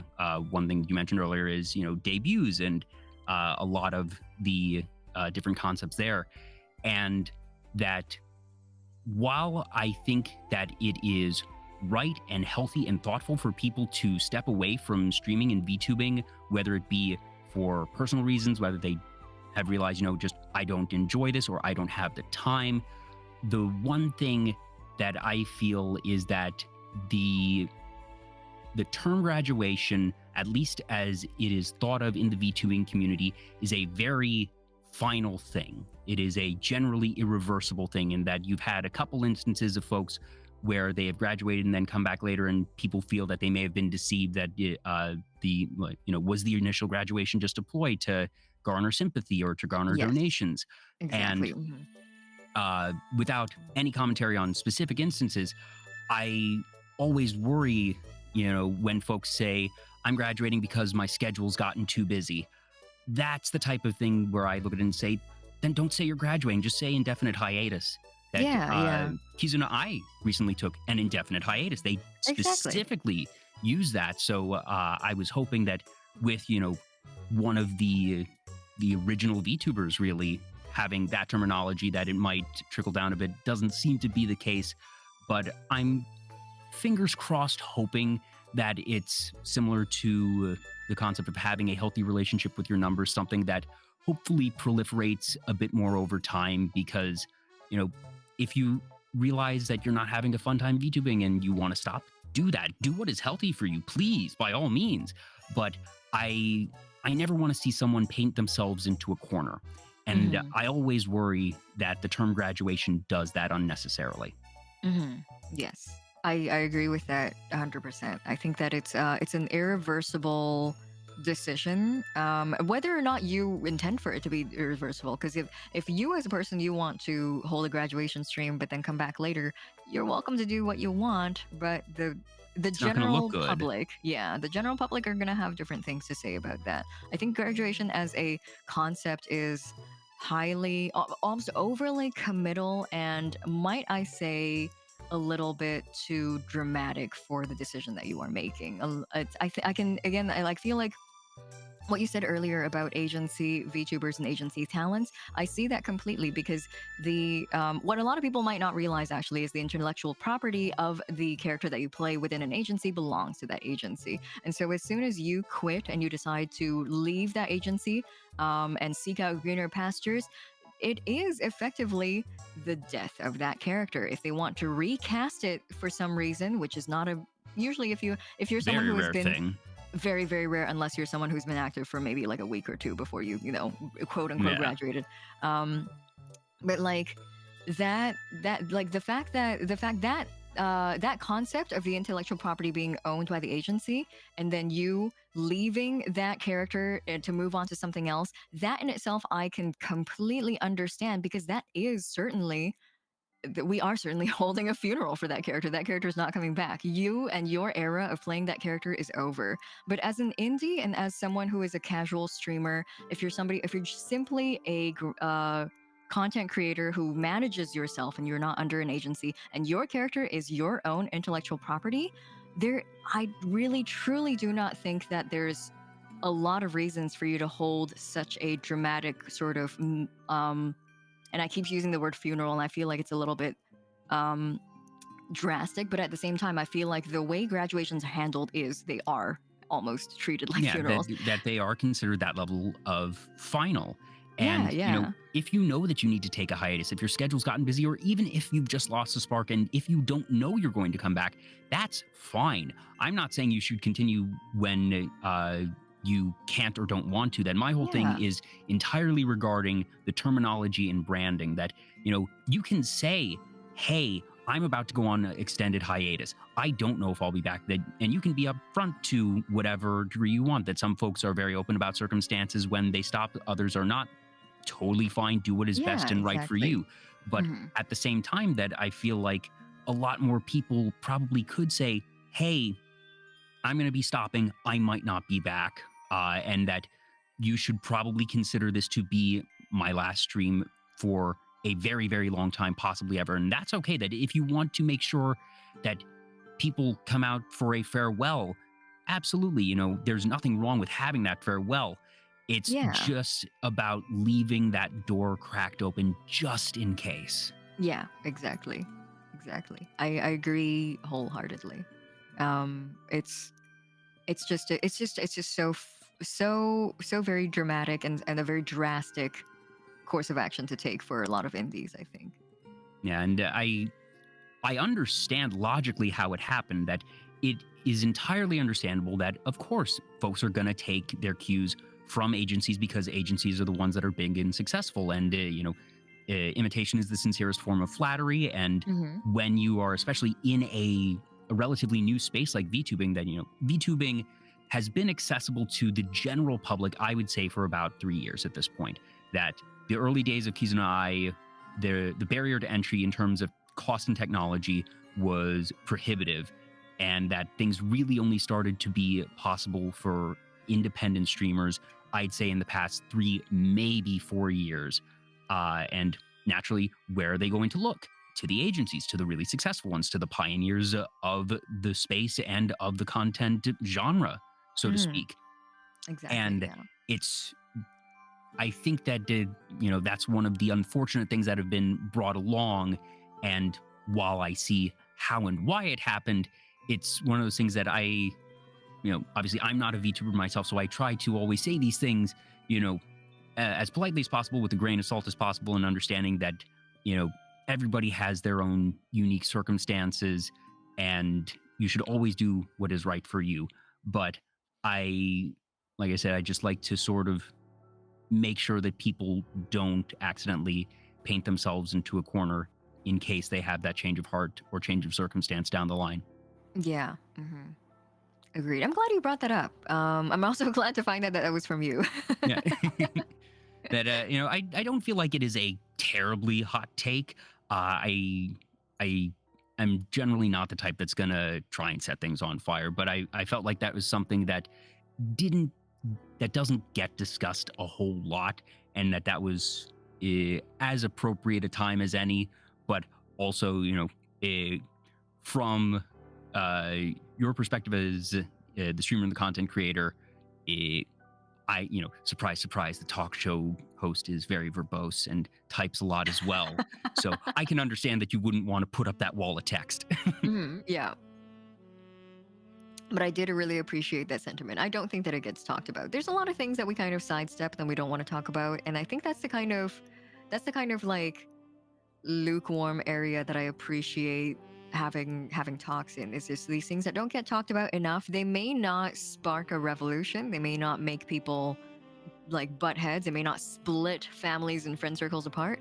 But they are topics that warrant addressing, and those are the kind of topics I love best. Yeah, that lukewarm takes, I think, are the best ones, like you said, because they aren't going to cause super emotional reactions, and that hopefully they're ones that folks can really think about and take to heart. And even like you said, if it doesn't rock the world, if it doesn't change things, and not starting a revolution, but that maybe one or two people will think, oh, that's an interesting idea that I hadn't considered, and hopefully ideas like that just slowly but surely perpetuate. And I in general think it's very interesting to see the evolution of VTubing culture just over time, because like I said, it's only really, I'd say, 3-4 years old in terms of the general population being able to participate and contribute as content creators like that. And even streaming proper is still very young, that it's a decade and a half old, really. And it's only really gotten mainstream in the past, I would say, 5-ish years. So we're still in the Wild West. It doesn't feel like the Wild West because things, as we mentioned earlier, move very fast. And rewind the clocks 2 years, especially 2020, 2021, things were changing rapidly and dramatically. And things have certainly stabilized in a relative sense, but I argue that we are still very much in the formative days of streaming and VTubing. Oh, yeah, for sure. I agree with that wholeheartedly. I think one of the things that really like humbles me and also indicates to me that we are in that time right now is that I'm not sure, or rather I should say, I know that not everybody uses this software, but it is one of the most, like, I would say, most groundbreaking, and definitely remains like a big name in the history books of VTubing. VTube Studio. I use VTube Studio. And VTube Studio, every single time they come out with new updates, they are earth-shattering. And every time there's a new update that comes out, I'm like, I realize to myself and I say to myself, we are in a very rapidly changing and rapidly growing industry right now. I really have no idea what's going to happen tomorrow. Something somewhere could change tomorrow within the realms of VTubing that could affect all of us, like irreparably. Yeah. VTS is an amazing piece of software. Really, really like expanded the accessibility of using a virtual avatar to stream to a lot more people. And it still is growing. It still is making extremely, extremely big strides every single time they come out with an announcement. Yeah, it's genuinely impressive how much they've done. VTube Studio is one of the major factors of why, like I said, I only consider VTubing, at least in terms of public accessibility, to be 3-4 years old, because, like I said prior, you needed full body tracking, very expensive rigs, very particular hardware that would cost $10,000 and up. Whereas now you can download VTube Studio for free, put in a PNG and just, have something very simple, but you can hit the ground running and you can just go. And this stuff, you can certainly invest in really nice hardware. You can invest in a really nice model, but whereas that used to be a absolute requirement to be a VTuber in a very literal sense, that you couldn't have a model unless you had that specialized technology, and that barrier to entry doesn't exist anymore. And just trying to think about where we were 2 years ago, think about where we were 1 year ago. You couldn't imagine where we are now, and we right now cannot imagine where we will be 1 year from now. Yeah. And that's the really interesting thing about like streaming in this particular sub community, I guess. is that we're watching something really really beautiful happen right now. And also I find that there's a lot of like footsteps that, or rather paths that we are taking that mimic a lot of things, a lot of growing pains that just the general streaming community has gone through as well, which I think is really funny. We're kind of like, like Yeah. baby chicks following the Hmm. footsteps of the grown hen, of the I grown hen feel of like, streaming.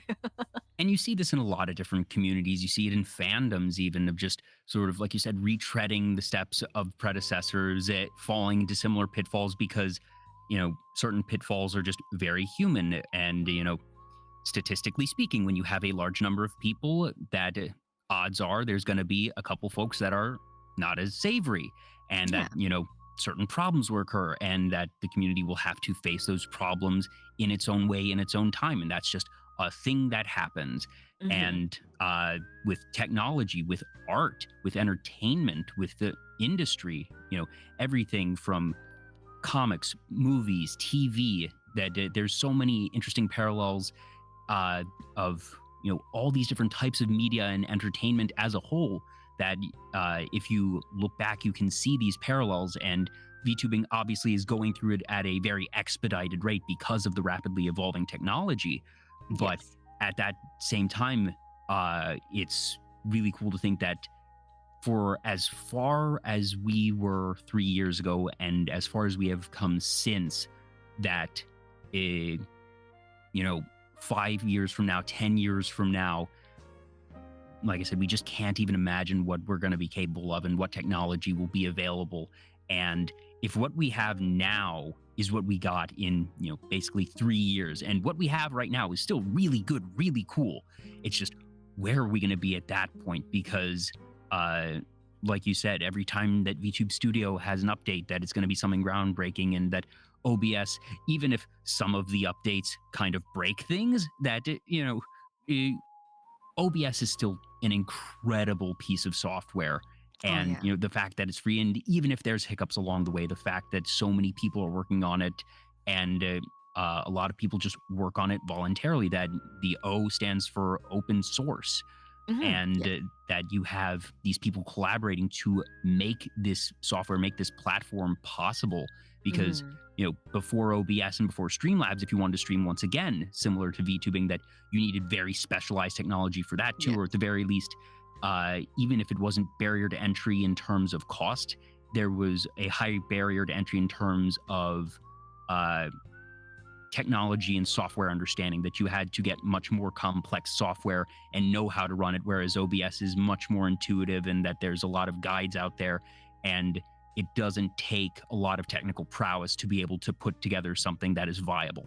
Yeah, exactly. I think that kind of accessibility is something that a lot of people take for granted. I do realize that I speak from the point of view of someone who's a little bit biased. I know a couple of people who are on the OBS project team, and they are very hard workers. They're some of the most like hardworking and incredible people that I know. Who I think that oftentimes you see people and you're like, these people are so interesting and so amazing that they should definitely take the spotlight, but they choose voluntarily not to, in order to work on something like that is almost a or in order to take on almost a thankless role, to work on something for the greater good of a larger community. And that is what the kind of qualities I would attribute to these friends that I have in the OBS team. And so every time Mm. a new update for OBS comes out and everyone's like, oh, it's breaking everything, all of my plugins are not working, this is terrible, why would they push this out without even testing it, these people are terrible. And I'm always sitting here fuming, because I'm like, I hope everyone realizes that OBS project is a free piece of software that updates itself um, on a I'm like, regular basis, and that, like, and if not for the fact that they are here, you would have never gotten a start in streaming. And so, before you complain about the current things, the current misfortunes that are plaguing you, do think about all the things that they have afforded you so far already. yeah, and just as someone who is in QA professionally, that is literally my day job, that you can have testing as much as possible internally, but just statistically, the number of people hours that will be spent on OBS in its first day of a new patch being out will completely eclipse, probably 10 to 100 times over, the number of people hours that have been put into testing in it, even if the testers had been spending every waking hour from the last update testing until the next update. Just, you have to think about numbers at scale. How many Yeah. people are using OBS? How many people on how many different iterations of not only software but hardware? And that Yeah. there's no way to test for all the different quirks. Yeah. And There really you know, isn't. Exactly. sometimes there will be an egregious one that, the testing can be like, oh crap, how did we miss this? Oops. But at the same time, there's more often than not, it's that there was some very odd corner case which you wouldn't realistically expect or think to look for in a system setting that is still realistic and common enough that it happens to, some 10% of the population, but that the cause is so innocuous that it's not something that you're realistically going to think to test in the first place. And while it seems egregious, sometimes you need to think about, all right, why, like, what is actually the root cause if you're able to tell? And sometimes you just can't. So it doesn't look like it was tested. And you look at it and say, oh, well, it just crashed on launch. So if that happened to me, how did it not happen in testing? It's because, well, there's probably some variable in some way or some setting you had in one other thing that was plugged into OBS that didn't work well with it. And it's Exactly. just, like you said, being patient and understanding, especially when it is this free software and that it is open source. When it comes to patch notes, people will usually sign it that you will see, update and then in parentheses, Jake or whatever. Yeah. And that, people sign their work and that it is this decentralized thing. I don't know if there is any corporate structure at all to OBS. It's something that I've admittedly not researched, so I can't speak to it with confidence, but I know that there are a lot of folks that do contribute uncompensated. Yes. And it's insane. It's insane the kind of the massive undertaking that they've decided to do. And I'd consider it. I mean, I feel like they get a lot of appreciation, but I feel like every now and then we get a new update, and then all the bad mouthing I see convinces me that it's quite a thankless position to take on. But I admire them for doing that, and Yeah, that love them. the OBS developers are definitely the public service workers, that they're the ones, paving the roads. They're the ones that are setting up the power lines, very literally in our case. Yeah. And Yeah. just you rarely think of it because it's just, well, it works. And that's the type of work where you only get noticed when something goes wrong, because if it works, everyone's just like, well, yes, of course it works. But in Yeah. actuality, Exactly. that's a huge feat of it Yes. works. One of the the kittens know this. The kittens are no stranger to this news. But I graduated with a design or a degree in graphic design. And one of the most important things that we learn, or rather, I sort of speak on graphic design quite often when it comes to content creation, and also just in life as well. I feel like I've taken a lot of their philosophies to life, just on the regular day-to-day life. But one of the things that learning and getting a degree in graphic design has taught me is that designed things, whether it be software or hardware or UI or product, well designed, something that has been well designed feels like it is second nature to the user, to the point where they don't appreciate it, because it feels like they are doing it as a part of their next motion. It almost predicts what they're about to do, fits with their muscle memory, and like molds itself to your routine. And so that's the definition of good design, and that's so inherently sad to me, because that means that a lot of these people doing pulling extremely rigorous hours designing something, hoping that it could serve a population of people perfectly, will go thankless because nobody realizes how well it's designed until something breaks about it. The only time that you can notice design is flawed is when you complain about it, and that's the inherent tragedy of good design. Yeah. Now, you mentioned that you majored in graphic design. I think you also mentioned earlier that you majored in music production. So was that both, or was I misinterpreting? I majored in graphic design and publishing. I didn't know music production in post-secondary. All of my education was in graphic design and publishing. Music production was purely just a passion thing, a hobby, and then it became a passion. And now it miraculously, to my own surprise, still even now, earns me like a part of my salary. Well, in both cases, that their use in VTubing and streaming is pretty obvious, I would say, and that I can't imagine that's something that you anticipated when you were learning those skills. But it's always fun when you just find that new application of, oh, I know this thing, and I can just do this. Ooh. Yeah. That's the craziest part, I think, is and I feel like we were taught this growing up, but we just never realized the gravity of that statement is like the most important part of learning anything is applying your skills. We learned this growing up, but we never really like realize how important that is until we actually apply our skills. And it's like, oh my God, this thing that I've known for years, I can actually do it as well. Crazy. Yeah. And that for me, so I majored in marketing and information systems is basically not software development, but the applied use of software for business and information tracking purposes.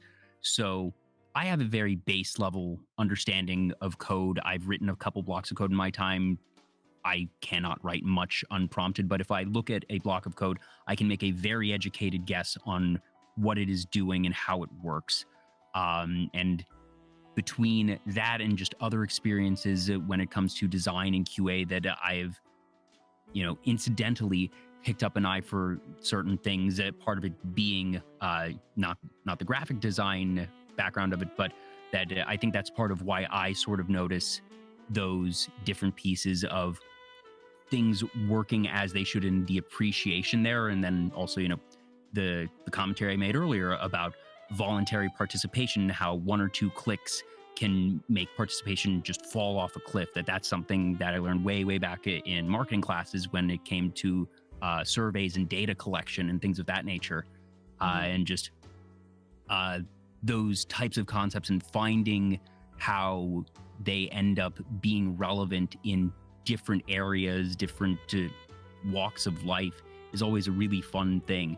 Is there anything in graphic design that was sort of just a aha moment for you in your VTubing journey of realizing that you could do something that others might not be able to do as easily? Yeah, that's a great question. I think there's been a lot. The first thing that came to mind as you were just asking that question, the first thing that came to mind for me is information communication. I think that information communication, as obvious as it seems to a lot of people, is not something like it's obvious in your mind, but when it comes to presenting it, it is a completely different ball game altogether. One of the things that I had, this is quite, I think this was a 6 month, like a half year anniversary stream that I had, which was kind of just like if you're going to get into VTubing or just streaming or content creation in general, doesn't have to be streaming, what kind of tips do I have for you?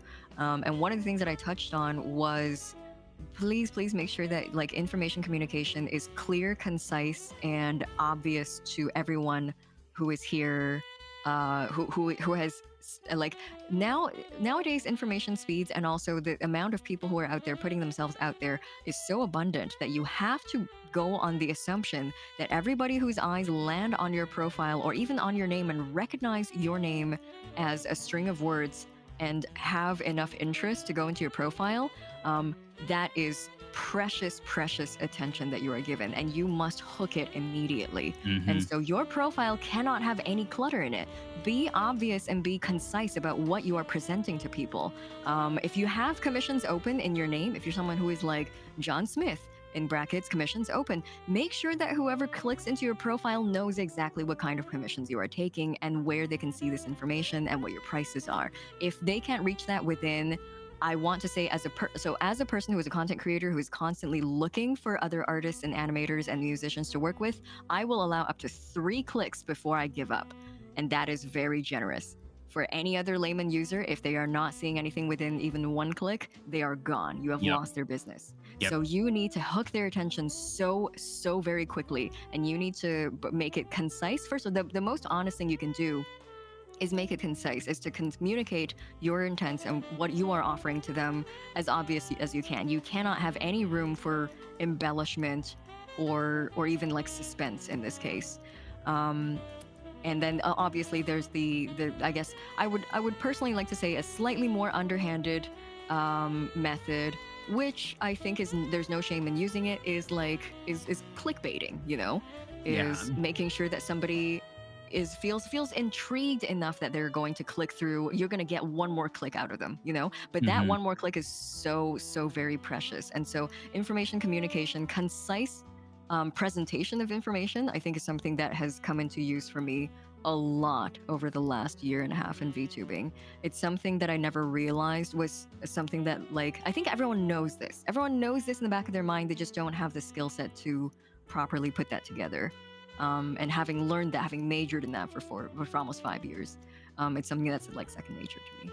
Yeah, and it's kind of funny just how much overlap there is with that in marketing. Because in Mm-hmm. marketing, one of the things that you learn is information communication. Be concise. Make sure that what you're able to do, like I said, is within a couple of clicks.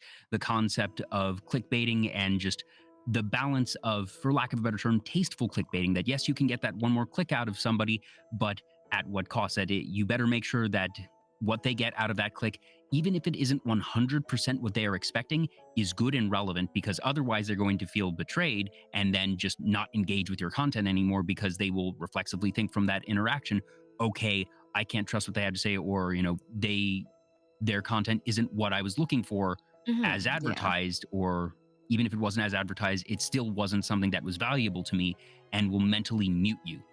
Yeah, yeah. I think the integrity of a lot of people's interaction is so important because you can definitely aim for as many click throughs, as many interactions as you can, but the integrity of the things that you're offering, and not making sure nobody feels betrayed after they've interacted with what you are proposing, is quite important in terms of just rooting yourself in the community and building up a lot of people who are like-minded, who are genuinely interested and want to know more about you, want to engage in your content, etc. Rather than people who come and go, who may not stay because they were just here for the singular interaction. Yeah, absolutely. It's always interesting for me to, obviously, logically speaking, graphic design and marketing have overlap. That they're sort of two sides of the same coin, and Yes. of the same, uh, I suppose, interaction almost. That marketing is usually going to put together, the creative brief for an outline or something for some product or service or whatever, and then graphic design is going to be brought in to help realize. But also, the difference between a good graphic designer and a great graphic designer is the one that can do more than just literally take the words that are put in front of them in a marketing brief and be able to enhance it, augment it, be able to know, all right, here's something that we might want to change, and be able to have that dialogue with the client and be able to work together to have something that not only meets but exceeds the needs, and that there ends up being a lot of common concepts and knowledge, and just sort of learnings Mm. in both fields. But at the same time, marketing and graphic design obviously has their own unique sets of skills on each side. But I always find it super fun when you have that overlap. Yeah, exactly. It's very interesting. Um, did you have any initial vision of what you wanted to do with graphic design? That obviously you can go into any number of fields with that, and that basically every company is going to need graphic design in one way or another. Did you have something specific you wanted to do with it, or was it just, I enjoy using this set of skills and I'm fine with it being applied to most anything? Or did you have, either a specific industry or a specific vision of how you wanted to use those skills? One of the things that I really wanted to get into when I first started taking on freelance jobs before I was even done school was I wanted to, and like, surprise, surprise, me being a musician, I wanted to design ephemera and also just related promotional design for musicians. I had a lot of musician contacts because I was in live music. So there's a lot of bands who would come to me to design ephemera, it being a lot of advertisements and paperwork that they're named after the fact that they are ephemeral. So when you hand out flyers and when you put up posters for live shows, they only have a shelf life of until the live show happens, and then they are gone. And so I'm really interested in ephemera design. I'm really interested in album design as well, album covers. A lot of this is an outdated thing, and I'm not sure if the younger audience members will know what this is. But back in my day, when I was a wee, when we bought CDs and cassettes, they would come with little sleeves that would also have little booklets on the inside that have lyrics and photography and graphic design in them. And so that was the kind of design that I was aiming for.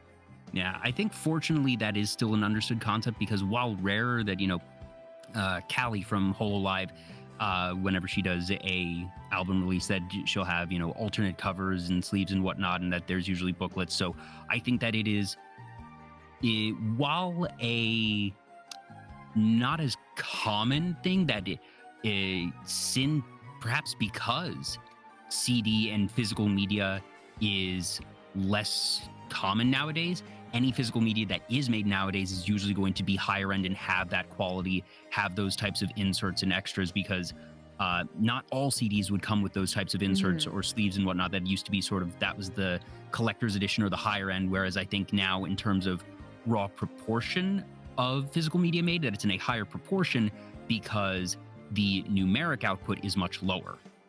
I do think that like physical medium has thankfully currently has parabolaed back into being something that's kind of like coveted and like well made and kind of like the collector's edition of things. Yeah. Because for a little while they were kind of forgotten and they were kind of like cheaply made, and that made me kind of sad. I think we've definitely parabolaed back, and I'm very happy about that. Yeah.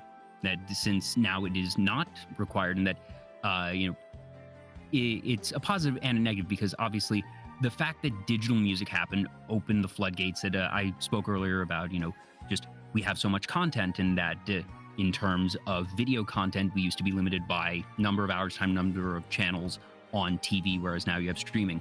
And it used to be for music that if you didn't have access to a record label or otherwise the funds to do a print run, that getting your music out, that's where the whole trope of burning CDs or making mixtapes came from, because you had to make that stuff and distribute it yourself, and you could only distribute your music to the people and places that you were able to physically get to. But in the age of digital music, there's no longer that barrier to entry. It doesn't matter if you have no funds whatsoever.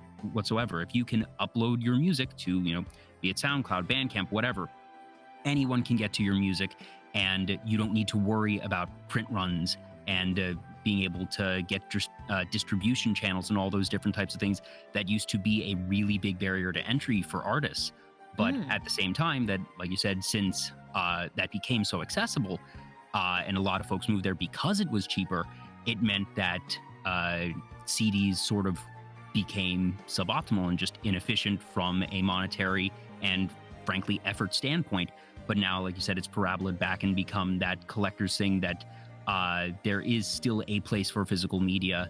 And I'm glad that it is where it is, because I think that this is about as close to the best of both worlds situation as we're going to get. Because if I had to choose between one extreme or the other, I'd rather there be widespread accessibility for distribution among artists and music and content creators than what we had 20, 30 years ago. But at the same time, I would certainly like to have both if I can.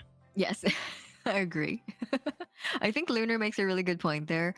I think that physical medium, as a little bit bittersweet as it is, a lot of things kind of got like pulled back into popularity because of the pandemic and because of social distancing. A lot of people had to sort of find something to occupy their minds with at the time, and occupy their hands with as well. And so there's a lot of things that probably would have gotten lost in sort of the passage of time, if not for the fact that time kind of stopped for us for almost nearly a year. And I've also gone on record many times as saying that VTubing is a huge beneficiary of that. That VTubing had already been on the rise for sure prior to 2020. That I think 2019, 2020, even without the world events as we had them, would have continued to grow. I think it would not be nearly as big as it is now if everyone had not had to be inside for a Yeah, extended amount of time and had been, exactly. like I said, the reason VTuber Talk exists is because live events and whatnot weren't happening for me, and I had free time on my hands, and I wanted something that would, sort of let me work that muscle and get that, sort of combination of just event running high, for lack of a better term, of just being able to put together a production, to be able to go live and perform and be able to organize in some way, shape, or form when doing that in person was not an option. That I can definitely see that applying to music and media as well. Exactly. So for music production, since that wasn't something that you went into formal education for, uh, are you able to sort of pinpoint where your origin for that is? That, most people, I think there are very few that don't have any interaction with music at all. So it's difficult to say, where does your history with music begin? But I suppose, where does your history with music production begin? Because that's, similar to VTubing, something that has to be a bit more deliberate.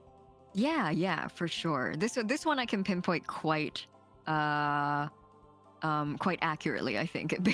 It began in 2009, it must have been. Hold on, let me do some mental math here. How old am I? 30, 18. 2008 then. It must have been 2008. No. 2009. 2009. It was around the time that I graduated high school. And one of the big motivating factors, and again, like we talked about this earlier too, is that like the importance of precedence, about having like people to look to who are already in the field, who you feel like you can mimic, who give you the kind of who like incept the idea in your head that you can do this too. Back when I was still in high school, graduating high school, becoming a university student, I got into the utaite community, which is utaite just means singer. Yes. I learned about the Utaite community from VTuber Talk. That I think it might have been my fifth guess. I'm not sure if you're familiar Good with her. memory. That she recently rebranded Kua Nano, Oh, yes, or yes, just yes. Nano, Yes. formerly Snee. Yes, That I am familiar with her.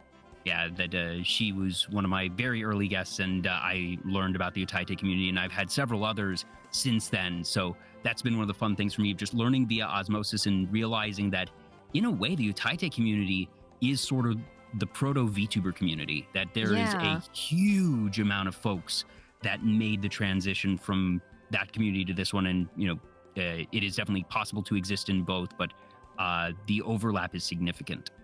Yes, for sure. I think that the people who come from the same background as I do kind of have this, or at least I didn't realize that it was going to be a leg up until I guess I started VTubing. But we have this little bit of a leg up where we've been playing with music and audio production for so many years.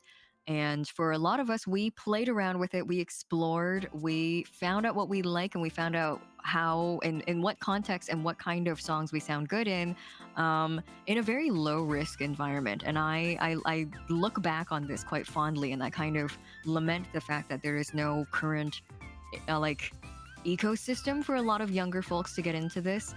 I remember back in the day when I first started getting into music production and singing and training my voice. What we would often do is we were still using Skype back then as our Oh main boy, good old method. Skype. Good old Skype, boo, boo, boo.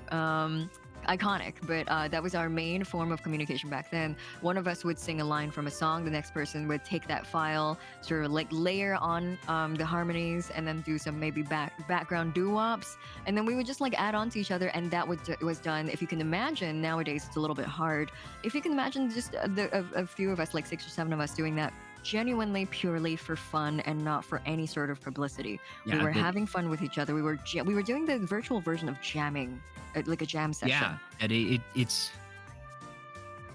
the way that I have come to understand the Utaite community is that it is this fascinating crowdsourced online version of jam sessions, but also just crowdsourced music production, that people would Yes. get together and that there would be forums, another throwback forums goodness of just, looking for folks to, sing these vocal ranges for this Yes, song, and that people would say, exactly. hey, I can do that. I'm interested in this song, and that they would get in touch, and that they would, like you said, each record different lines, and that someone in the group, sometimes it would be one of the performers, sometimes it would be someone who filled the role of quote unquote producer, who would do the audio work, and that folks would just come together to create Exactly, this yeah. thing that you cannot do alone, in terms of having multiple vocal parts, that they would put together these covers, these arrangements, and it became this whole ecosystem of folks that just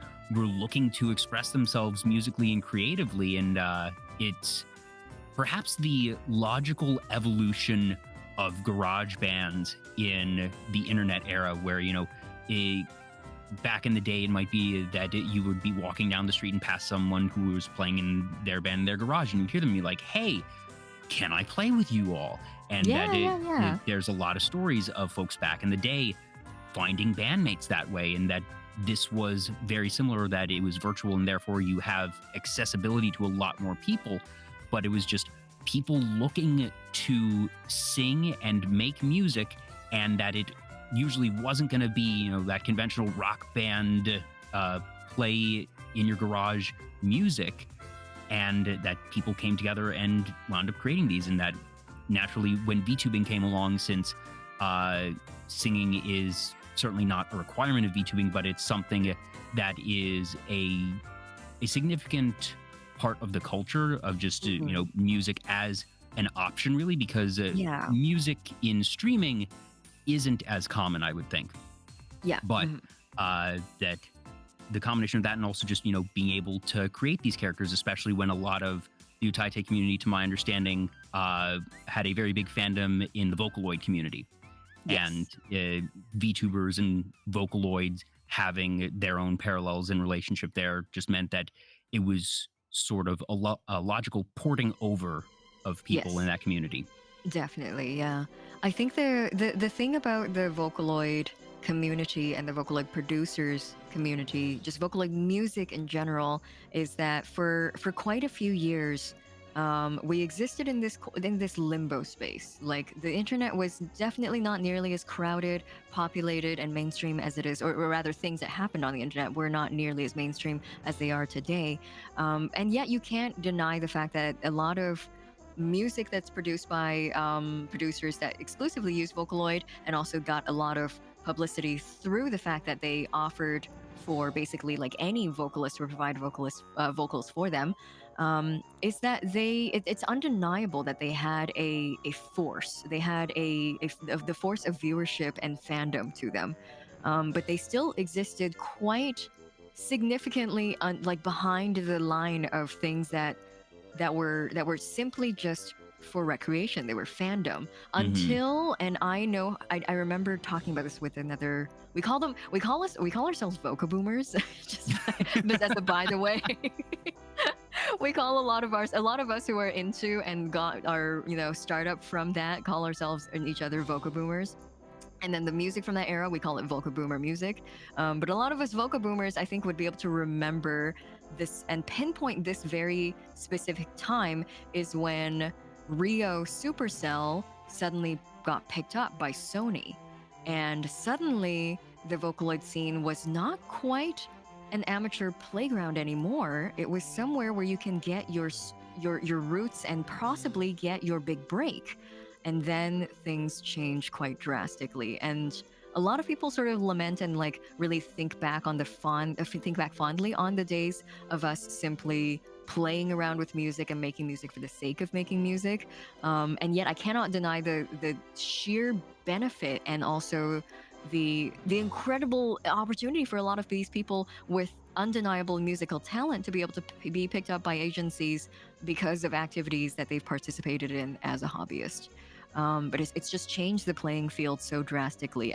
From that point forward, getting into music production under the label of Vocaloid seemed like it was something, or it felt like building up a portfolio. It felt like building up a resume almost. I And think that's that, yeah. sorry, No, no, not at all. Yeah, I was just about to end off on that train of thought, but go ahead. I think once again that has really, uh, really powerful parallels to VTubing and frankly streaming as a whole.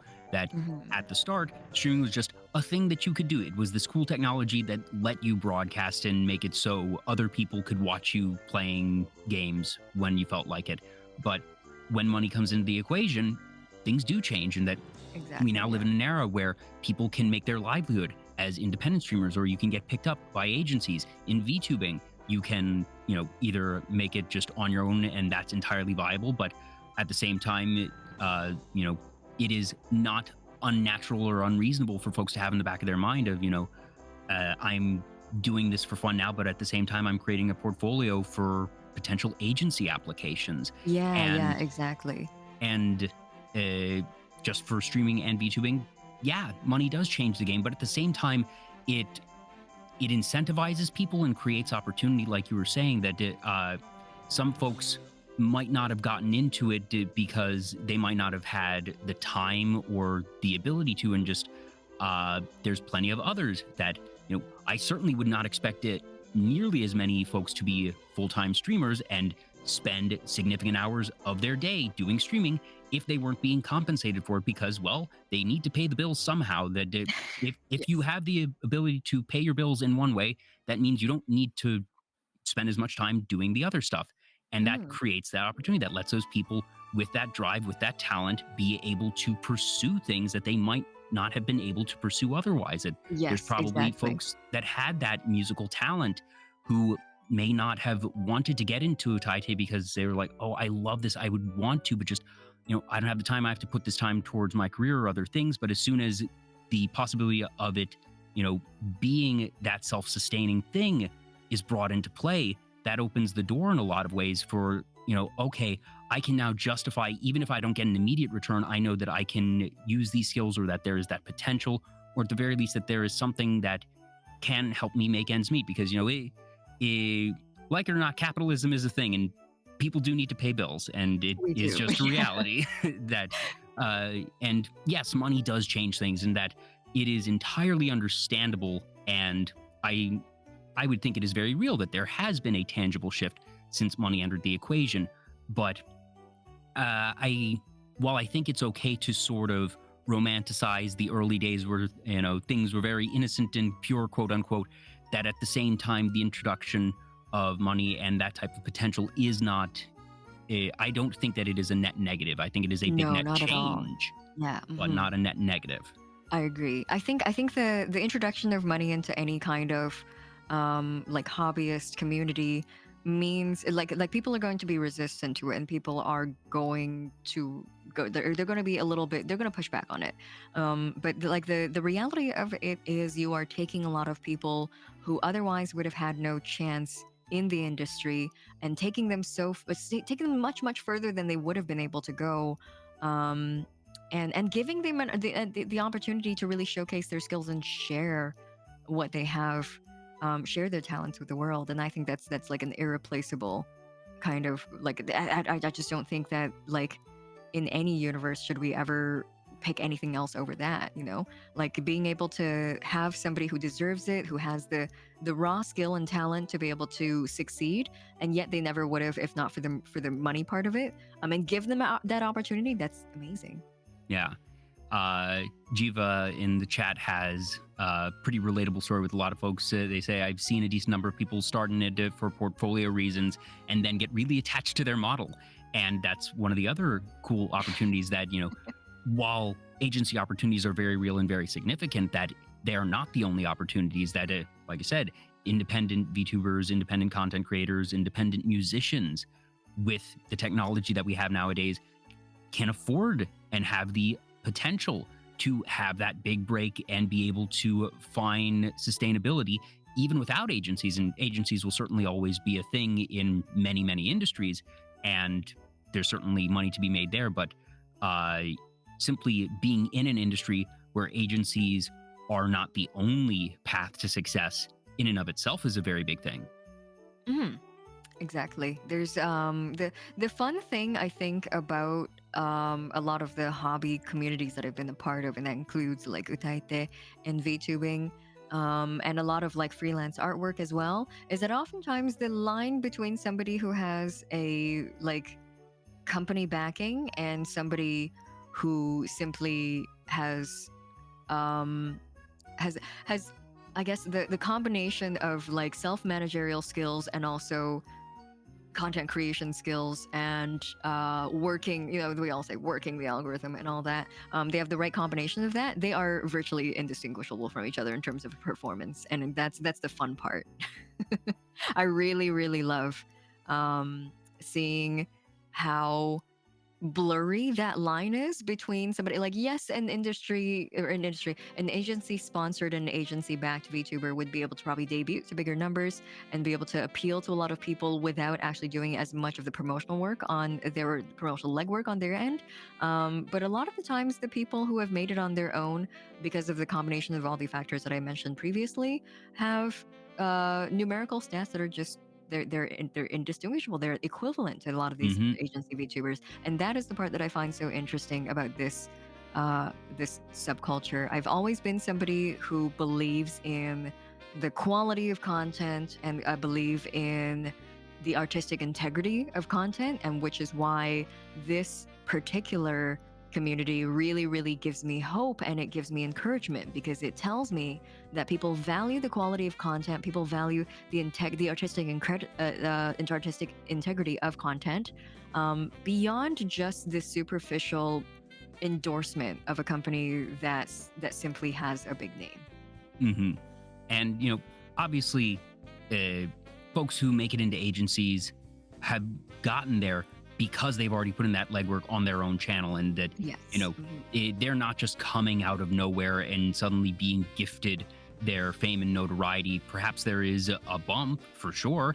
And like we said, there is certainly a value in working with an agency. But at the same time, the agencies are going to do what's best for them, and they're not going to pick someone if they aren't a genuinely good content creator. They're not going to put Exactly. their Yeah. time and money and their, like you said, their name, their brand behind somebody that they themselves don't think is going to be worth their while.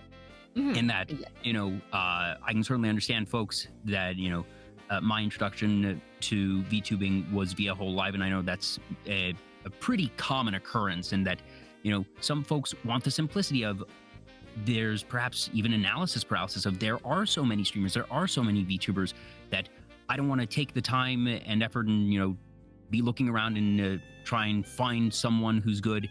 And that, as a viewer, there is certainly reliability in just, tuning into an agency stream and being like, okay, these folks are literally and figuratively vetted to be good. Yes. And Exactly. that's a totally understandable thing. That's why agencies exist, and that's part of why they're popular. But again, just the sheer opportunity for things to exist outside of agencies, I think, is really cool. And like you were saying, the fact that you can have these folks who just on their own have been able to build up something that is able to rival, or in some cases even exceed, what you see from agency names. And that speaks to the size and the sustainability of the community. The fact that not only is there that opportunity, but the sheer fact that everyone can be supported, everyone can win. That I certainly do not believe that VTubing and content creation is a zero-sum game, that by tuning into one person or by subscribing to one person, that you're taking away from another. That, Oh yeah. eh, as Absolutely not. as the fandom and as the numbers of viewers grow, inherently the pie grows as well. The number of opportunity grows, and it is certainly common for, if you find one content creator you like in the community, you're inherently more likely to roam around and explore and be like, well, they aren't live right now, and I've caught up with all their content, but I want to watch something, and I'm in the mood for this type of content. So let's see what's around. And that's how it begins. That's why it's called the proverbial rabbit hole. Yes. And it's just, Exactly. it takes Exactly. that little nudge, and then you fall and fall, and no, there is no bottom. Yeah. Whenever you feel like you've reached the bottom, new VTubers debut or start activities, and you realize, I think that's the thing about I guess the impressiveness of numbers and variety in the world. Oftentimes we kind of live in our own world, we live in our own heads, and we convince ourselves that the world is only so big. But really there isn't like a countless and a unfathomable number of content creators who may be up your alley, and just an impossible number of people who may be able to connect with you, who you may be able to feel a certain connection with, who you relate to, and love and want to give your support to. There's just so many of them out there if you're just willing to go out there and look. Yeah, and like I said, that I, as a host, am again spoiled for choices, and I, perhaps unconsciously, part of, even if it wasn't my intent, part of why I've just continued to love what I do with VTuber Talk is it forces me to go out and look for more folks, and that, like I said, this is episode number 86. The only bad part about VTuber Talk is that I can no longer actively keep up with everyone. It is sheerly impossible. That, back in the day when it was, episode 10, 12, I would make a point to make the rounds and, check in on folks at least once a week, pop in their streams, say hi, tune in for a couple minutes, because even if you can't stay for a whole stream, folks, just saying hi, just tuning in for a couple minutes, that does make a difference. It absolutely does. And it was something that I tried to do. And it was probably somewhere around episode 50 that I just realized, no, this is not sustainable anymore. I just can't. And, it's not something that I try to do anymore. But at the same time, in the back of my head, when I'm not, when I don't have a particular thing to do, that all sort of in the back of my head say, all right, who haven't I tuned into lately? And try and, prioritize folks that I haven't been able to see as often or as recently. But at the same time, part of what I do for VTuber Talk is that I don't just invite people because, they have big numbers, so let's invite them on. That no, I make sure I'm going to tune in for, a good handful of streams, get a feel for them, and one that's me just doing due diligence as a host. But also that's half the fun of it, of just popping around and, being able to browse and be like, who's out there that I haven't discovered before, that I have that sort of self-imposed mandate to keep exploring and finding new people. And that's such a fun part of all this for me.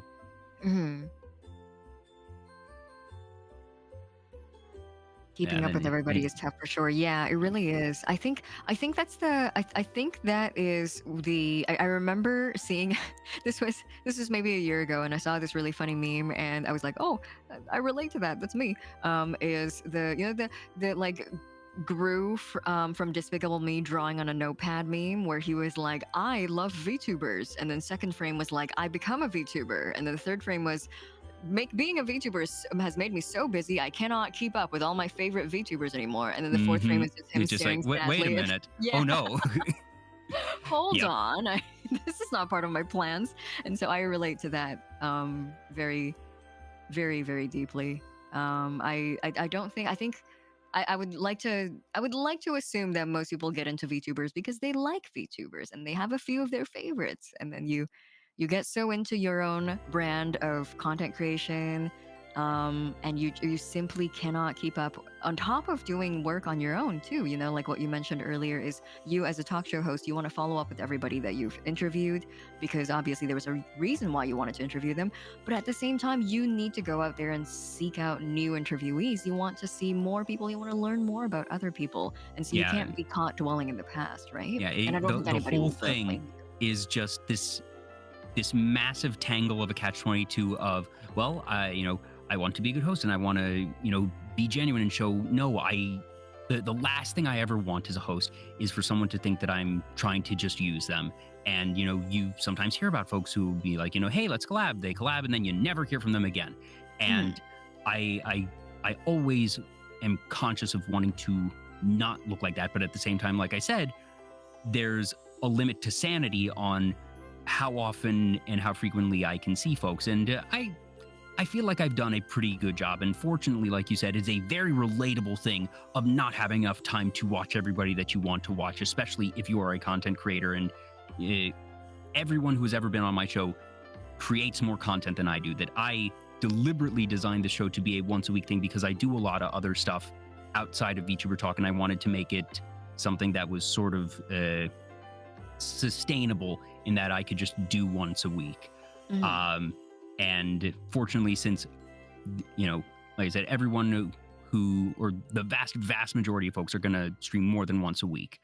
And so at the very least, they can identify with and understand the struggle of keeping up with folks. So I think I've hopefully done a good job of falling, on the right side of tastefulness there. But at the same time, I do want to see new folks. But then at the same time, well, I need to put time aside to look for new folks, which takes away from my time to keep up with past guests.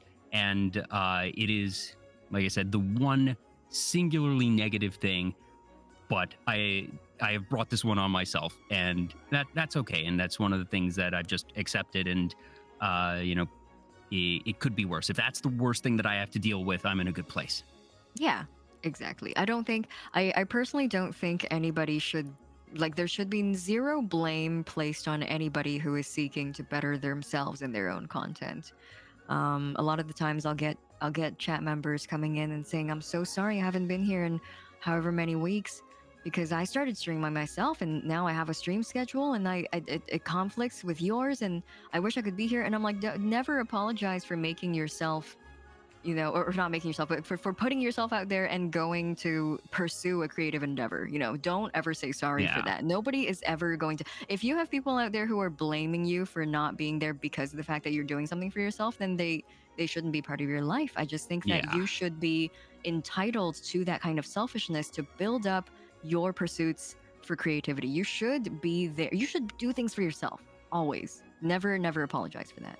Yeah, and I'm definitely fortunate that, like I said, it's a relatable thing and people do understand that. So it's fortunate in that regard, but there just are not enough hours in the day. Yeah. I'm one of those people who are always like, when are we going to start getting 36 hours in a day? Come on. Can we upgrade this somehow? 4-day work weeks and then 3-day weekends, 36 hours in a day. Can we change that? Yeah. Can we get that update? Can we get that patch? Get a patch update. If only. Wrapping back to music. So obviously, so you have the start in Utaite, and you obviously still do a lot of music and music production now. You actually had a song released relatively recently, if memory serves. I do. I try my best to get one out every single month. Sometimes production delays will throw a wrench in that, but my goal is to put out one new piece of music every month. Are there any either pieces or genres that do you have something of not a bucket list, but are there any things on that checklist of things that you want to do that you have not attempted yet, either because you feel like you want to refine a certain aspect of your production before you attempt it, or perhaps you just aren't as familiar with a particular genre? Is there something or some song or genre that you want to eventually get to, but you feel like you aren't there quite yet to make that attempt? For sure. If you had asked me this question 6 months earlier, I would have answered EDM, but I have tackled that. I've crossed that off my bucket list. So I'm very happy about that. Yay! I was never really comfortable singing or doing the production side of EDM. I still am not really an expert in it, but I've now seeked out a couple of people who are more versed in it than I, and they have imparted me with a lot of really good wisdom. And now I've put out at least 2 EDM song covers that I'm very happy with. My current ambition right now is, and I think I've dreamed about this for upwards of a decade now. I really want to make, even if it's something very, very simple, even if it's a looping animation, I want to make my own frame by frame animated PV. It does not have to be complicated. I'm not talking about like a whole anime episode for 4 minutes. It could just be a looping animation, but I am a digital artist myself. I draw. And so I want to tackle that myself. That's the most important part. I can outsource a lot of my work. And usually when I outsource work, I really love to feature people that I love and admire. And I do have projects lined up where I'm featuring a lot of artists that I'm very close friends with. But one day I want to tackle that myself. And that's going to be really hard considering how I've done frame by frame animation maybe once in my life, and it was not a good time. Oh, it's also just obviously a very time intensive thing. That's the whole thing of if it's Yes, frame by frame that, exactly. even with technology, which can make things easier, it's still a lot of effort. Yes. What my big thing for myself is I'm one of those people who will plot out a project and then I will say like, oh well, it only takes me maybe a little bit more effort to add on this extra thing, and then that piles Oh on. yeah, and just the incremental Yes, mindset is one that I can definitely understand. Of exactly. just you say, okay, we can do this. Oh yeah, I've put together a totally viable plan. This is great. This is within acceptable bounds. You know what? I can put on a little bit more because it's just a little bit more. It's not that bad. And oh well, here's this other small thing, and it's still really small. And that uh, this is something that plagues people, from independent content creators to companies developing software, that it is called scope creep. And Mhm. it happens to everyone of just add a little thing here, add a little thing there. And that uh, somewhere along the line, there is a limit and you might realize, uh-oh, I've accidentally committed to too much. And that there is a art and a science to figuring out where that balance is and figuring out, okay, I can actually add this little extra thing in, this bit of extra polish or this, feature or extra pizzazz. And that's okay. But also knowing when there's that line of, if I add this next one, there might be problems. Yeah, exactly. I'm one of those people who don't know how to figure that out. I know I'm gonna have a problem with this, but the thing that I feel like I've lived long enough. I'm at the stage in my life where I've made enough mistakes that I can now navigate around my mistakes. Whether or not I actually navigate them to completion is still kind of up in the air. But I know that for this ambitious project I have in my head, I must make it a very I must start with a very simple looping animation of maybe just like a number of frames or a number of seconds, and then I gotta loop it for the rest of the video, and I gotta not do anything with it. I gotta stop touching it. Don't add another still image. Don't add another other cut or some sort. Don't add another shorter animation of some sort. Just be very firm with myself about where I want to stop. And that's gonna be my next goal. I have a song in mind for what I want to do, but that's not at all been worked on. That's just the project brief is written up, but that's about all Hmm. I've done so far. Hey, you write project briefs. That already means that you put in more planning than most. People think I'm crazy. I have like Excel sheets, and I love Excel sheets. I love sheets. Oh yeah. Oh I love yes. spreadsheets. Um, I'll write spreadsheets for everything, but I have like Excel sheets. I have project briefs for all of my major projects, not the smaller ones. But I try to include at least a small brief for at least every single music video that I put out. Hmm. Um, for the thing that you were talking about earlier, I had to look it up actually. I was secretly Googling in the background.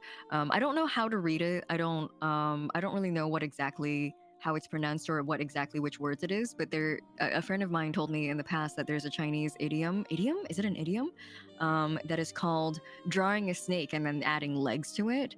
And the idiom basically talks about the phenomenon of people doing something relatively simple and then thinking they can make it better by doing this extra thing, but then instead ruining all their efforts by taking this extra step that they thought they had the luxury to take. And so that Hmm. idiom describes like somebody drawing a snake and then going like, this could look better with legs, and then they drew a leg, and then whoever was judging that illustration was like, you've effectively like eliminated yourself from the competition because you haven't drawn a snake. And so that's what that idiom is trying to communicate. And then when you Yeah. were talking about that earlier, I was like, that's exactly what that idiom is talking about. Yeah. That I think it's slightly different because in that case, that if there's a clear objective of draw a snake, that trying to improve the snake with legs will disqualify you. That sometimes, there's the meme of saying of understanding the assignment, Ah, and yeah. that sometimes there are going to be very concrete requirements, and that the requirements also come with them limitations of, if the requirement is draw a snake, snakes do not have legs, and that, trying to improve there is going to actually be a downgrade or even a disqualifier. I think it's a bit blurrier with personal projects because if your personal project is just, make a good music video, make a good PV, make a good animation, that since that is a self-done project, not for somebody else who's saying that there is a specific requirement, I it's not quite a one-to-one, but at the same time, I've heard similar idioms of just, uh, well, the straw that broke the camel's back, that you can add a piece of straw, and each piece of straw is very light, but at some point, it's going to become overloading. Exactly. And I think that after having so many years of like self-regulated content creation, one of the biggest things that I've learned, and one of the most valuable lessons I tell a lot of people as well, and I think a lot of other people will parrot and or agree with this concept, it's that like no matter how much you agonize over it in your head and how much work you put into something, if you don't bring it to fruition, if you don't bring it to completion, then to a lot of other people, and in the eyes especially of if you're concerning yourself with the industry, you've effectively done nothing. Yeah, the And whole so, concept of just, publish it, go live, yes, exactly. make something, release something, and that you never want to get caught in the loop of, all right, I need to improve just a bit more, and then not actually release something because it is perpetually in development.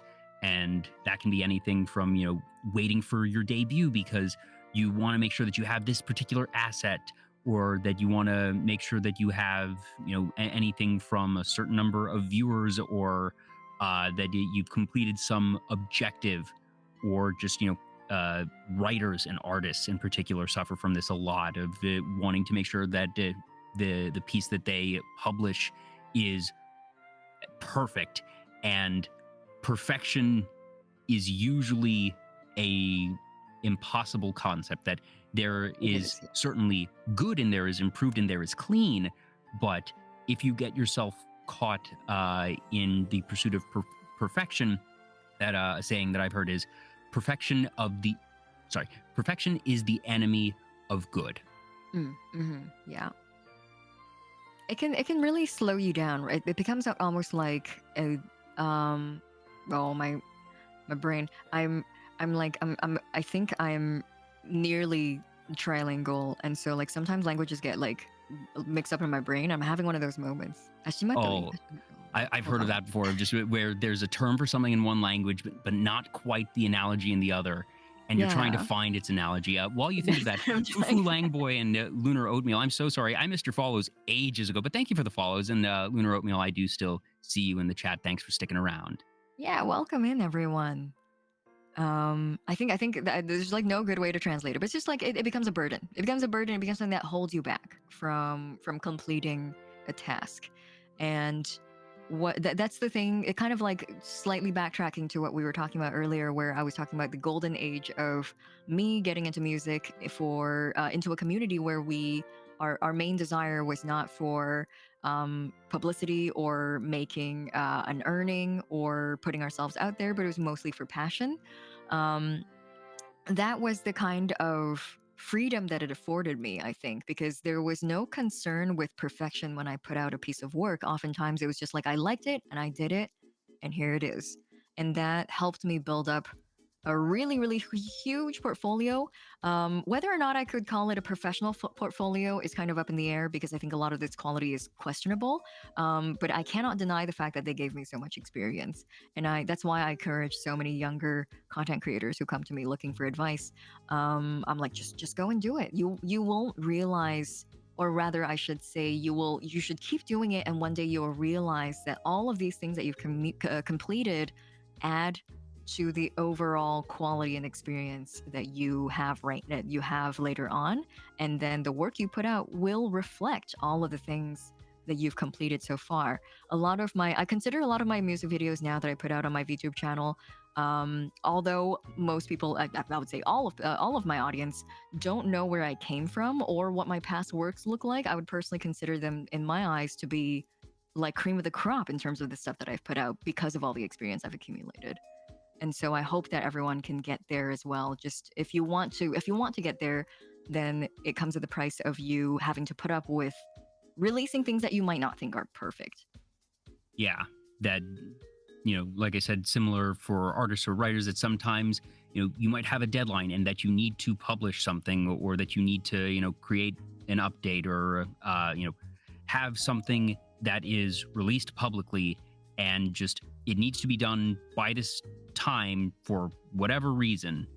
And while that can be stress inducing, sometimes just having a deadline and saying you must publish the thing can be good. Yeah, that I love deadlines.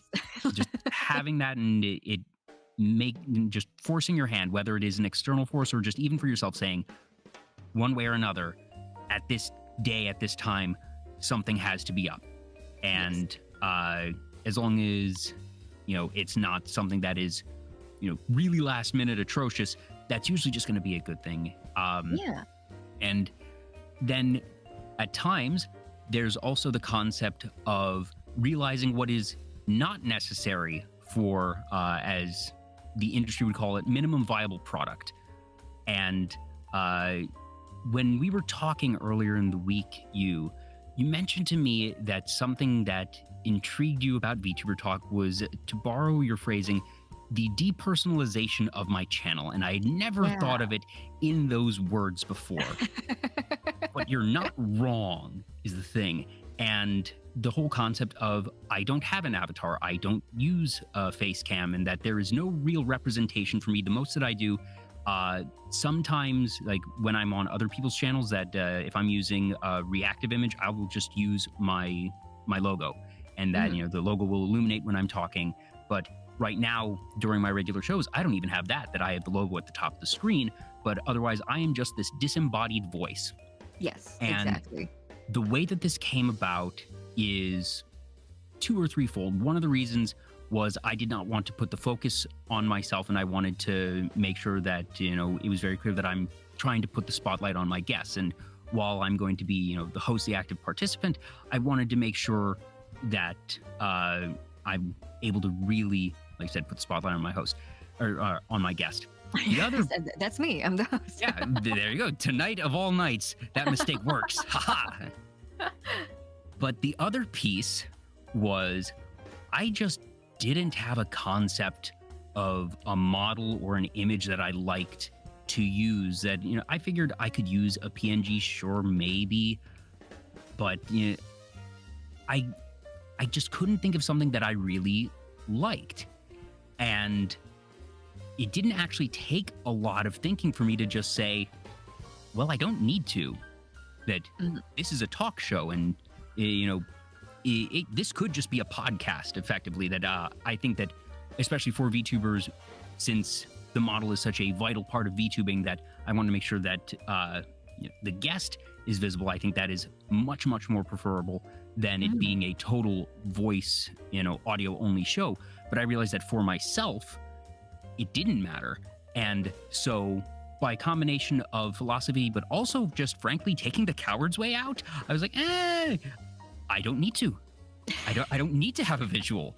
And that for some folks, that could have potentially become a huge snag of the concept of, you know, how do I want to portray this visual element? And naturally, that is a big part of any content creator's decision of how do you want to present yourself. Are you going to do face cam? Are you going to do voice only? Are you going to do VTubing? If you're doing VTubing, what do you want your model to look like? If you're going to use a PNG, what do you want it to look like? And that I just sort of figured, because of the very specific type of content that I wanted to make, that I actually had the rare luxury of not needing a visual element, because the visual element would be taken up by the guest anyway and by the overlay. So my solution to something that I couldn't find something that was perfect enough for me or even good enough for me in terms of visual. So I just said, let's not. I think that the thing that I sort of didn't get a chance to talk to you about, or rather, I guess, like, for as a as a way to clue everyone in and sort of fill everyone in on what happened, is Jay and I had a little bit of a chat on last Sunday, just as a pre-talk show chat, just to get to know each other a little bit and then see what kind of topics we can cover. There was multiple instances where we were like, oh, this topic would be really good for us to cover, and we'd really love to talk more about it, but also maybe we should save this for the camera, because then by the time the camera is rolling, we'd be like, all right, well, we know everything. We've about already each other, discussed so. this. Yeah, Like I said, anytime that a pre-interview goes longer than intended, it's always a good sign. The other good sign is when we actively have to stop ourselves from pursuing a discussion that we're clearly both very interested in having. Mhm.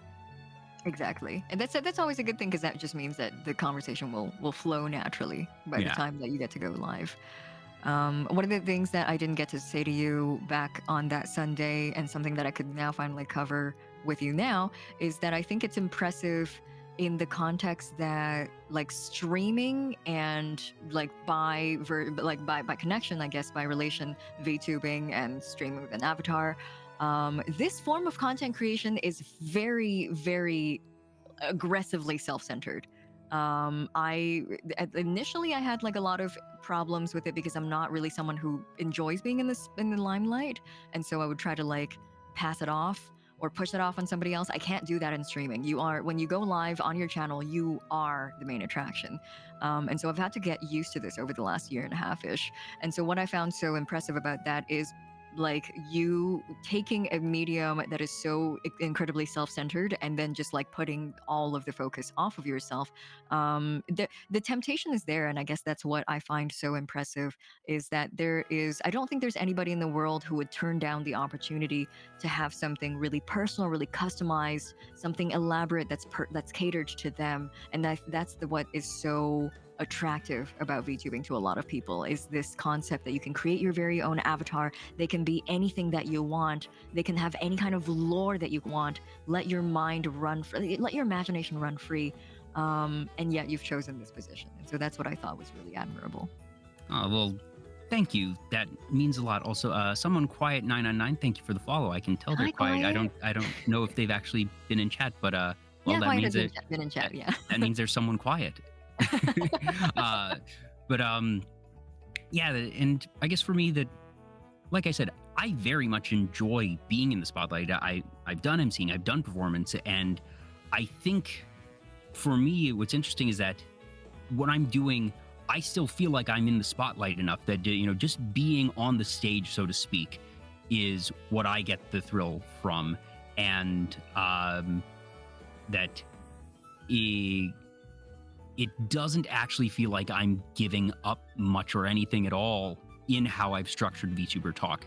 But at the same time, I did want to err on the side of a talk show is literally nothing without its guests. By nature, I said when it came to graduation and stuff that I don't like seeing people paint themselves into corners. I deliberately painted myself into a corner and created a channel that the entire thing cannot exist without guests, cannot exist without other people helping out and being there and being generous with their time and energy, that you could be doing anything else right now. You mentioned that usually Mondays are your off day. You are taking your off day to be here, and that means so much. And Of course. I felt like being a talk show host is a very delicate and precarious position, because if handled well, it can be incredible, and that it can create interesting conversations and meetings and allow the guests to talk and present themselves in a way that is just different enough from what they're going to do on their own stream, and give that extra bit of insight to any of their fans who might tune in for that, or just for somebody who might not know them, to be able to make sure that it's accessible and that the conversation is something that anyone can tune in for. That's part of the fun of talk shows, of just, anyone who's going to be on the talk show is going to be someone interesting, and that you get to, similar to how I spoke of agencies being good because, they pre-vet and they make sure that if they're going to put someone with their brand, that, they're going to be talented and that they're going to be fun to watch. And part of the appeal of talk shows is that, generally speaking, you're going to have folks that are fun to watch or listen to.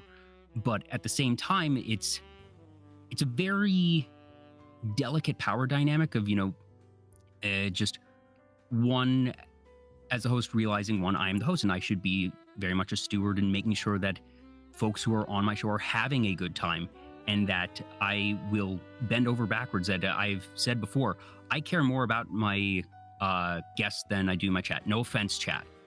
But If, Q if chat I'm gasping. that that I would much rather make sure that I am 110% engaged with the conversation with my guests and be able to continue things along there than be watching chat. And if that means I miss things in chat, or like what happened with me missing Lunar Oatmeal and Fufu Langboy's follows. By the way, Kurono Gomi, thank you for the follow. That I missed Lunar Oatmeals for like 45 minutes, Fufu Langboys for almost an hour, because we were just in and just, really deep in our conversation. It was a great time.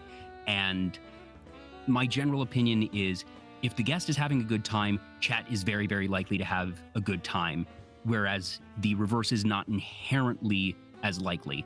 But also, just like I said, that as someone whose entire channel relies on the generosity of others, and recognizing that the world is a small place and the VTubing community is a even smaller place, that if I was an ass, word would get around really quickly. Yes. And that while I don't care if people say, oh, VTuber Talk's the best talk show out there, that as long as my name can come up in casual conversation, people are like, oh yeah, he's all right, you can go on a show and have a good time, that just, even that general neutrality means I've done something right. And it is very important to me to do that. One, just because, well, if you want to take the cold, calculating, cynical aspect of it all, that's the optimal way to run a channel. But also, it's just the right way to do it too. That, it's one of those things where, business and ethics, I think, align very neatly in how to run a good talk show.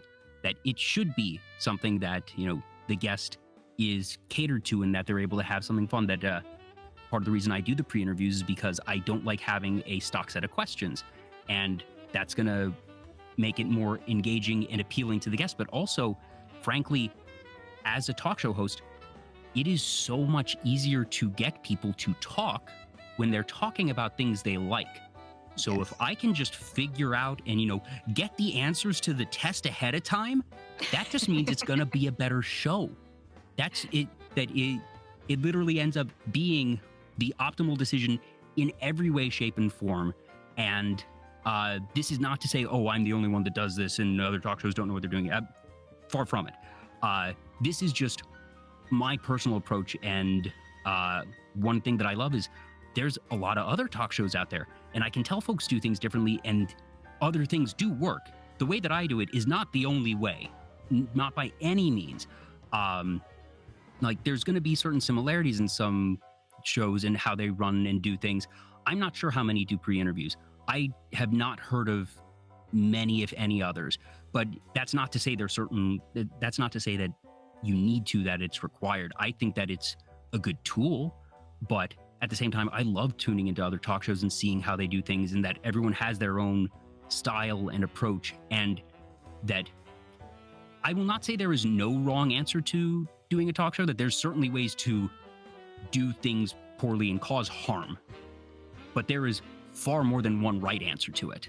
And I love seeing all the different right answers that people have come up with. Yeah. It's fun. It definitely is like way more educational than you think, sort of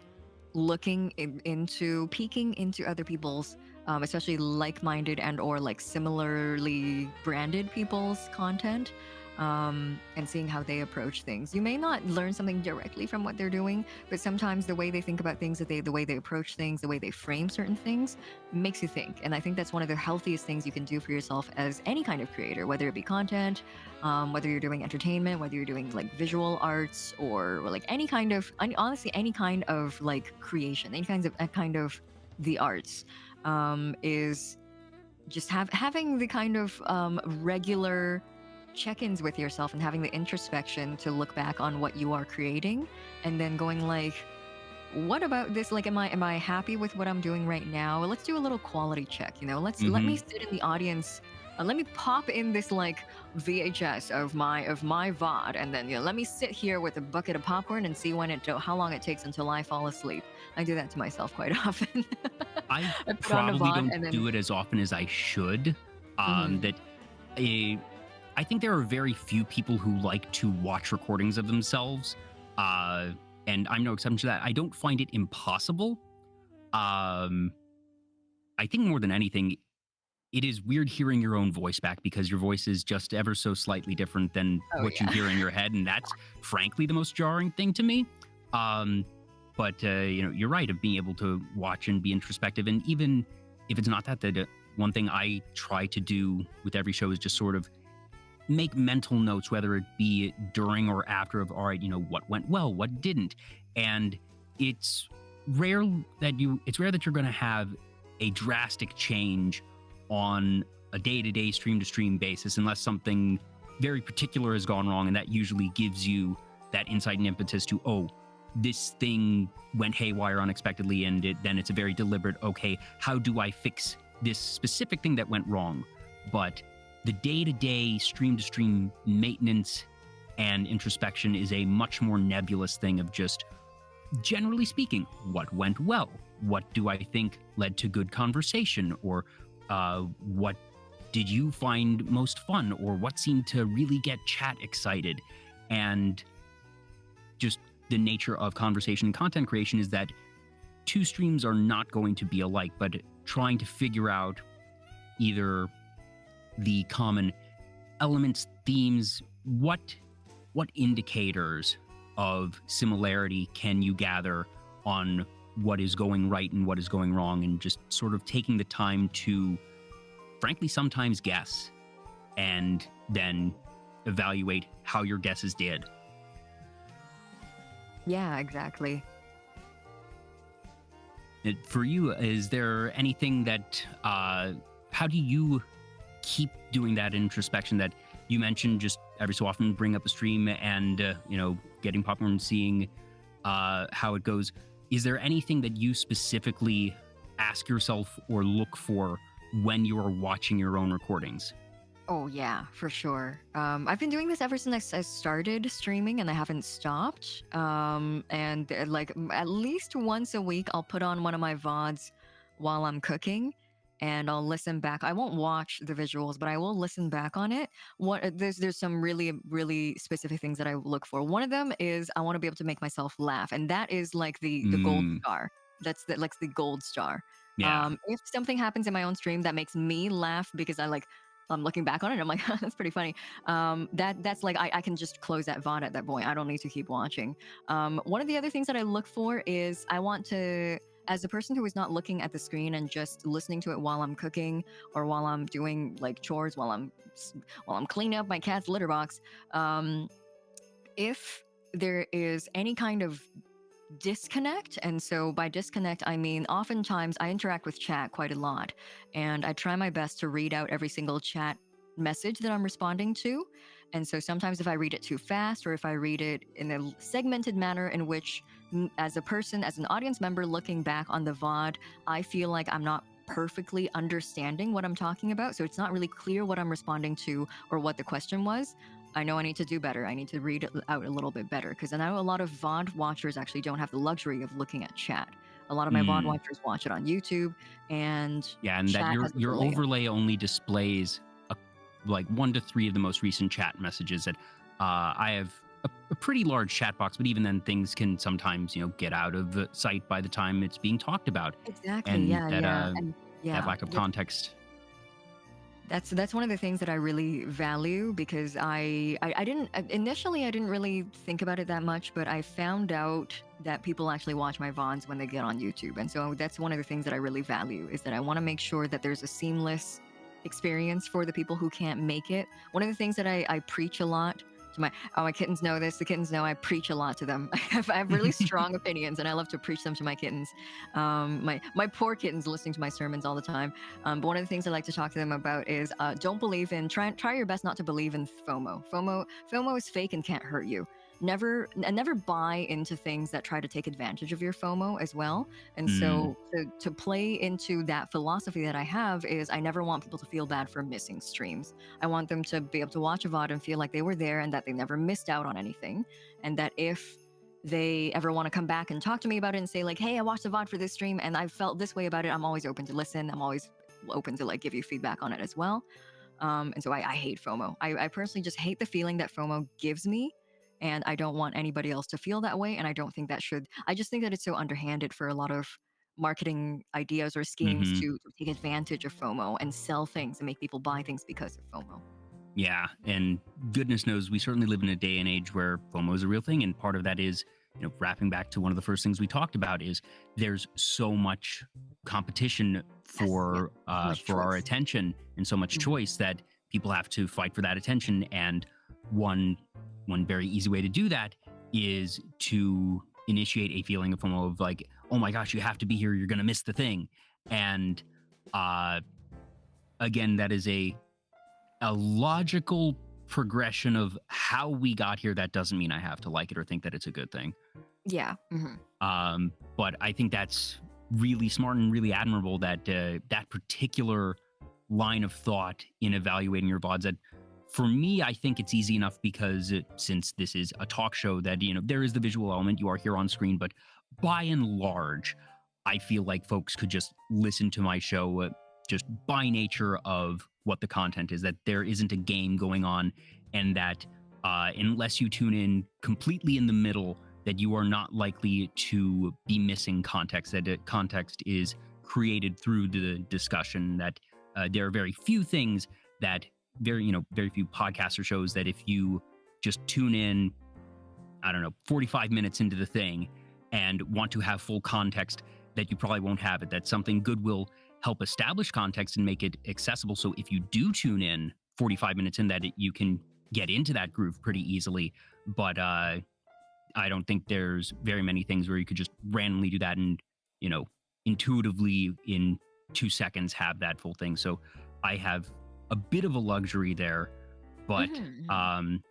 I guess usually when I'm listening or watching my past things, that I pay attention to one, just how is the flow of conversation? That are there a lot of pauses? Are there a lot of awkward stumbles? And to be fair, I always stumble a lot more than my guest said. I'm very proud of my ability to talk. Surprise, surprise, the guy that runs a talk show likes to talk.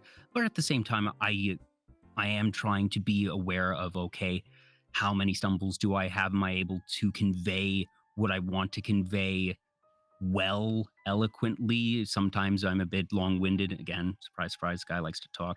But um, and sometimes it's more technological side. And as I mentioned to you, actually, I am finally upgrading several technological things. I actually You dropped are. off. That's right. Yeah, that I delivered the parts to the computer store earlier today. So this is either the last or probably second to last show on this little laptop that has, overperformed. But if you've been here since the beginning, you saw that frame rate chugging during that scene transition. That's one of the few things that has been a persistent thorn in my side. It used to be pretty clean, and somewhere along the line, like one of the more recent updates to OBS has made that one consistently chug only when on air. That it's still clean when not streaming, and I haven't figured out how to clean that out. But fortunately, I am upgrading to a very nice new PC soon, so I'll be able to not only have that cleaned up, but one of the things that I haven't done is I haven't invested significantly in trying to add a lot of visual bells and whistles, because I know that while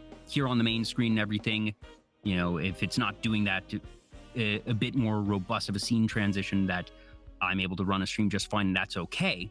But once I have that, I can actually start to experiment more and, perhaps add a few more pieces of straw or Yes, yes, a yes, few for more legs to sure. that snake. Yeah, yeah, yeah. A few more legs. Turn it into a bona fide dragon. Yeah. Now just here's an internet throwback. Are you familiar with Homestar Runner? Oh, Star Runner. I've heard of it. I'm not familiar with it. I know of Okay. the name.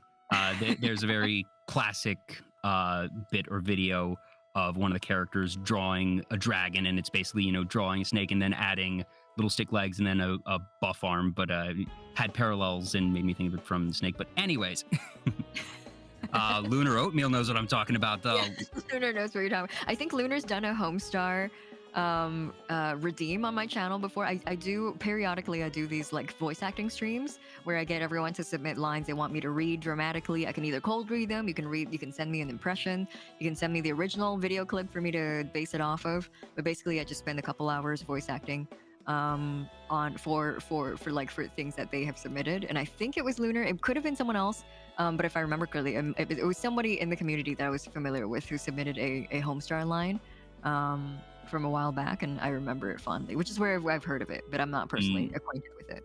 Yeah, it's a fun older Flash animation series. Oh, Flash. That it's clear several folks in the chat know exactly what I'm talking about. Good.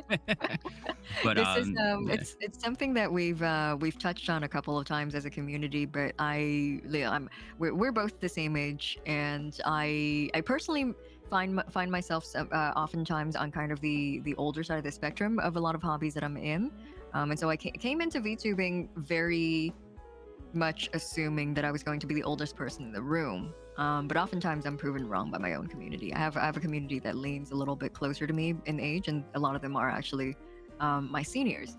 And so I would always be like, oh, I'm senior citizen, I'm 30 years old. They'd be like, shut up. I have however many years on you, and you have no right to speak. Also, Rowan, Lakina, Gabriel, the Angel VTuber, and Decademic, thank you for the follows. Welcome in, everyone. Also, you've been doing such an amazing job that, like I said, I am prone to ignoring chat. You have been in chat as much, if not more, than any other guest I've had. It's so cool to see because you are very, very engaged with the kittens during your streams, and that you are continuing to be engaged here, and it's cool to see. Brushfire Glow and Domo Dao. Domo. I'm trying to figure out. Domo. Dumont Dao? Do not? Yeah. The eternal struggle of trying to pronounce Twitch names. Oh my goodness. That's something that I think everyone can relate to. Jeez, I've made some embarrassing mistakes, and they will live on my ledger forever. Yeah, you're really, really good at being able to keep up with chat, and that's something obviously that you've honed over time. Dang it, I had something that popped out of my head. Poof. Where was it? Because it was talking about finding things that you improve by watching past streams. That I'm going to be looking at technology that in the past there have been certain things that I've looked at, that like audio is one thing that I always listen for, and fortunately I haven't had too many problems, or at the very least when I have audio problems, it's something that I'm acutely aware of, and it's because something's gone wrong with an update, and I'm usually able to get it resolved in one stream or two. But even tonight, I tinkered with my audio settings just a little bit, hoping to get them to be a little bit cleaner, because goodness knows, for something that is just talking, that audio is going to be everything. And while it doesn't need to be the fanciest, the most perfect, I need to make sure that it is clean and listenable. For sure. I think that a lot of people underestimate, especially for a content format such as yours. I think that having an ear for and like putting a little bit of elbow grease in the audio is really, really worth your time. Very few people realize that like there are certain frequencies and certain sounds and certain phenomenons that may be audio phenomenons that may be a little bit grating on the ears, or distracting to the mind, even if you're just listening off screen. If you're not even looking at the stream and you're just listening to it as if it's a podcast, there's certain things that will really, really bother the human mind, and that's not something that you clue into. But the brain will tell you, like your brain will tell you, hey, let's lower the volume on this, let's tab out of this, let's go listen to something else because this is bothering us. And so for a talk show like yours, I think like putting elbow grease into and paying attention to audio is really, really vital, because you are speaking for long hours.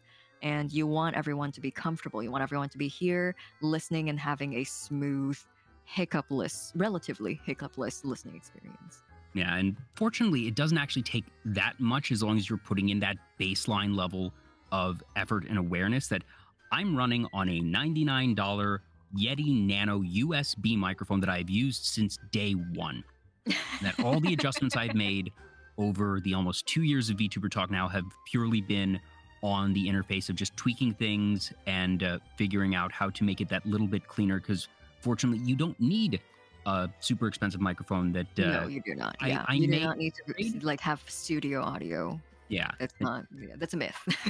I might upgrade the microphone, but like I said, I was more interested in upgrading my hardware in terms of being able to get more performance and, even if nothing else, just get that darn transition to be smoother. And surely I'll do more things than that. I didn't buy a computer just for that transition, but but that's one of the things of that I know, even if what I have isn't quite as nice as what your microphone sounds like, that I'm pretty confident that what I'm putting out here is still very listenable, that it doesn't have that little Yeah, in the yeah, background, exactly.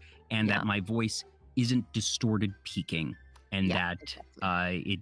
that there's still this very happy medium band of acceptable audio quality. And as long as, like you said, it's sometimes just a particular tone or some crackle or breakup or other background noise, and as long as it's clean in that aspect, that it doesn't need to be super perfect, and that I'm pretty confident that what I've been using and what I've been putting out has fallen in that comfortable zone. Yeah, as you should be. I think that you're completely right earlier about how like that elbow grease you're putting into audio doesn't mean upgrading to a full studio setup. It means simply paying attention and like putting the little bit of attention and work into tweaking these settings, because that's going to make a world of difference. And I see a lot of small streamers starting out and or streamers that are getting a little bit more serious about streaming, and then one of the things they always say is what microphone should I upgrade to? And my answer to them is always like, what do you have, and what are we working with? Because oftentimes you can actually do a lot with what you have. On top of tweaking things on the interface, there are like OBS supports VST plugins, and so you can do a lot with your audio. And it doesn't always have to come with a huge price tag. Yeah, that frankly for me, half of my secret is I'm in a pillow fort right now. That Cozy. I live in a studio apartment that has high ceilings and relatively bare walls. I don't have a ton of artwork up, not a lot to absorb the sound, and that I know if I were to just have my microphone out in the open, that there's going to be a natural amount of reverb, and it might not be a ton, but it would very likely be perceptible. But what I have, essentially, I have on my desk that propped up by a couple of shelves and other things, some pillows on each side, and a blanket over me that for a while was a normal blanket. I upgraded. I now drape a soundproof blanket over myself. Fancy. Oh, upgraded And blanket. oh, Sunny Hello, Hinode. Raiders. Hi, Welcome on in, Sunny. Raiders. Thank you so much, Sunny. Welcome on in. I'm Jay. This is Vtuber Talk. I'm talking with Hiiragi Yuu tonight. Hope you had a good stream. Make sure to take care of yourself. That if you are tired, if you need food, water, whatever, do take care of yourself. But really appreciate you all stopping by and for you trusting me with your community. So welcome on in, Raiders. That you seem to recognize the name Yuu, so I'm taking it that Sunny's probably a kitten. Sunny is my friend. Yes, a kitten and a friend. Yes. Wonderful, wonderful. Well, welcome on in. Hope you all had a wonderful stream. And I also realized didn't miss that. Good. Yes, welcome in. I was talking about how I'm in a pillow fort right now, and that I recently upgraded from a normal blanket comforter to a soundproof blanket. And the benefit there is that it doesn't retain the heat as much, so it's a bit more comfortable. Oh, nice. You're not in a sauna anymore. Yeah, but it still can get a little bit warm in the summer, but I've found a pretty happy medium to make sure that, I'm not totally baking. And sometimes I'll lift up the blanket when the guest is talking and I'm not talking, to make sure there's air circulation and everything. But that alone, that in all seriousness, just literally surrounding yourselves with pillows and a blanket can do wonders for your audio quality. Making sure that you're not having that, reverb going around, that this is not a professional setup, but just about everyone is going to have access to, I have 1, 2, 3, 4, 5 pillows set up. I have a towel under where I have the microphone set up, because I don't have it up on a boom arm, but I have it on a stand. But that way, my voice also isn't bouncing off of my desk, and just that little bit of sound dampening goes a long way. It does. It does. I think that's this is like the exact thing. I wish I had you on 6 months ago when I had my when I had my my streamer tips stream, where one of the things that I talked about, and that was the most important tip, because like I get a fair bit of people asking me about audio equipment, and like I do have a passion in it myself, being into music production. But the most important thing that I think is that to keep in mind is that you really, really do have to recognize and know that nothing that you buy is plug and play. You're never going to buy a piece of technology, especially when it comes to microphones, that's going to come out of the box fresh and new. You plug it into a power source, you pull the XLR cable into your interface, plug it in, and it's going to sound clean, crisp, and beautiful. That's never going to be the case. There's always something to do with it, and whether that be your environment, whether that be something in the software, whether that be your microphone technique. There are countless things that contribute to how your voice would sound, being taken in by a microphone and then being fed back into a stream and or recording. And so never ever buy something, never ever assume that you're going to spend, the more money you spend on something, the better, or rather what the more like better immediate outcome you're going to get, because there's always a little bit of work that you can do on your end. Yeah, and it's certainly true that usually nicer, fancier, more expensive hardware will, given the time, effort, software knowledge, and elbow grease, can have a higher ceiling. But there's also the question of diminishing returns of how much higher is that ceiling, how much cleaner, that is the difference something that the layman is going to be able to tell. That if you have an audio file tune in, they might be able to tell the difference between a Shure SM7 and other types of microphones. But for the most part, like I said, just hitting that relatively broad band of what is listenable is what you need to aim for. And certainly you should try to refine and get things that little bit cleaner, that little bit crisper when you can. But just finding it so you don't have something egregiously wrong is really what you should be aiming for first and foremost. But also, like you were saying, realizing that money is not always going to be the solution. That mine is mostly plug and play, that it is very simple. I plug in the USB, and that the interface is pretty simple, but I still tinker with the settings a little bit. I lowered the output gain tonight because I realized in the last show I did that there was just a little bit of fuzziness when things got a little bit louder, that it wasn't egregious and it wasn't a, oh man, something's gone dreadfully wrong situation. But I realized, I think if I turn this knob down just a little bit, it's going to make things that little bit better. Mm-hmm. Yeah, exactly. And there's all the, like, even though you said that your mic is plug and play, there's all the things that you just said that you did with your environment that that would make a world of difference. Somebody else sitting in the same room as you, using the exact same mic, is going to sound drastically different without all the work that you've put into not just the software side, but just everything that you've done in your space. So sorry about that annoying little bot. Oh, don't worry about it. Usually Seribot has been actually very good for me. I don't know if you use anything. I use Siri as well. Yeah, I found Siri incredibly reliable, fortunately. I love Siri, yeah. So rare one getting through. And at the very least, in the sliding scale of bots you have to deal with, that was just go here for more followers. That's could be worse. Could be way worse than that. Yeah. Be gone, bot.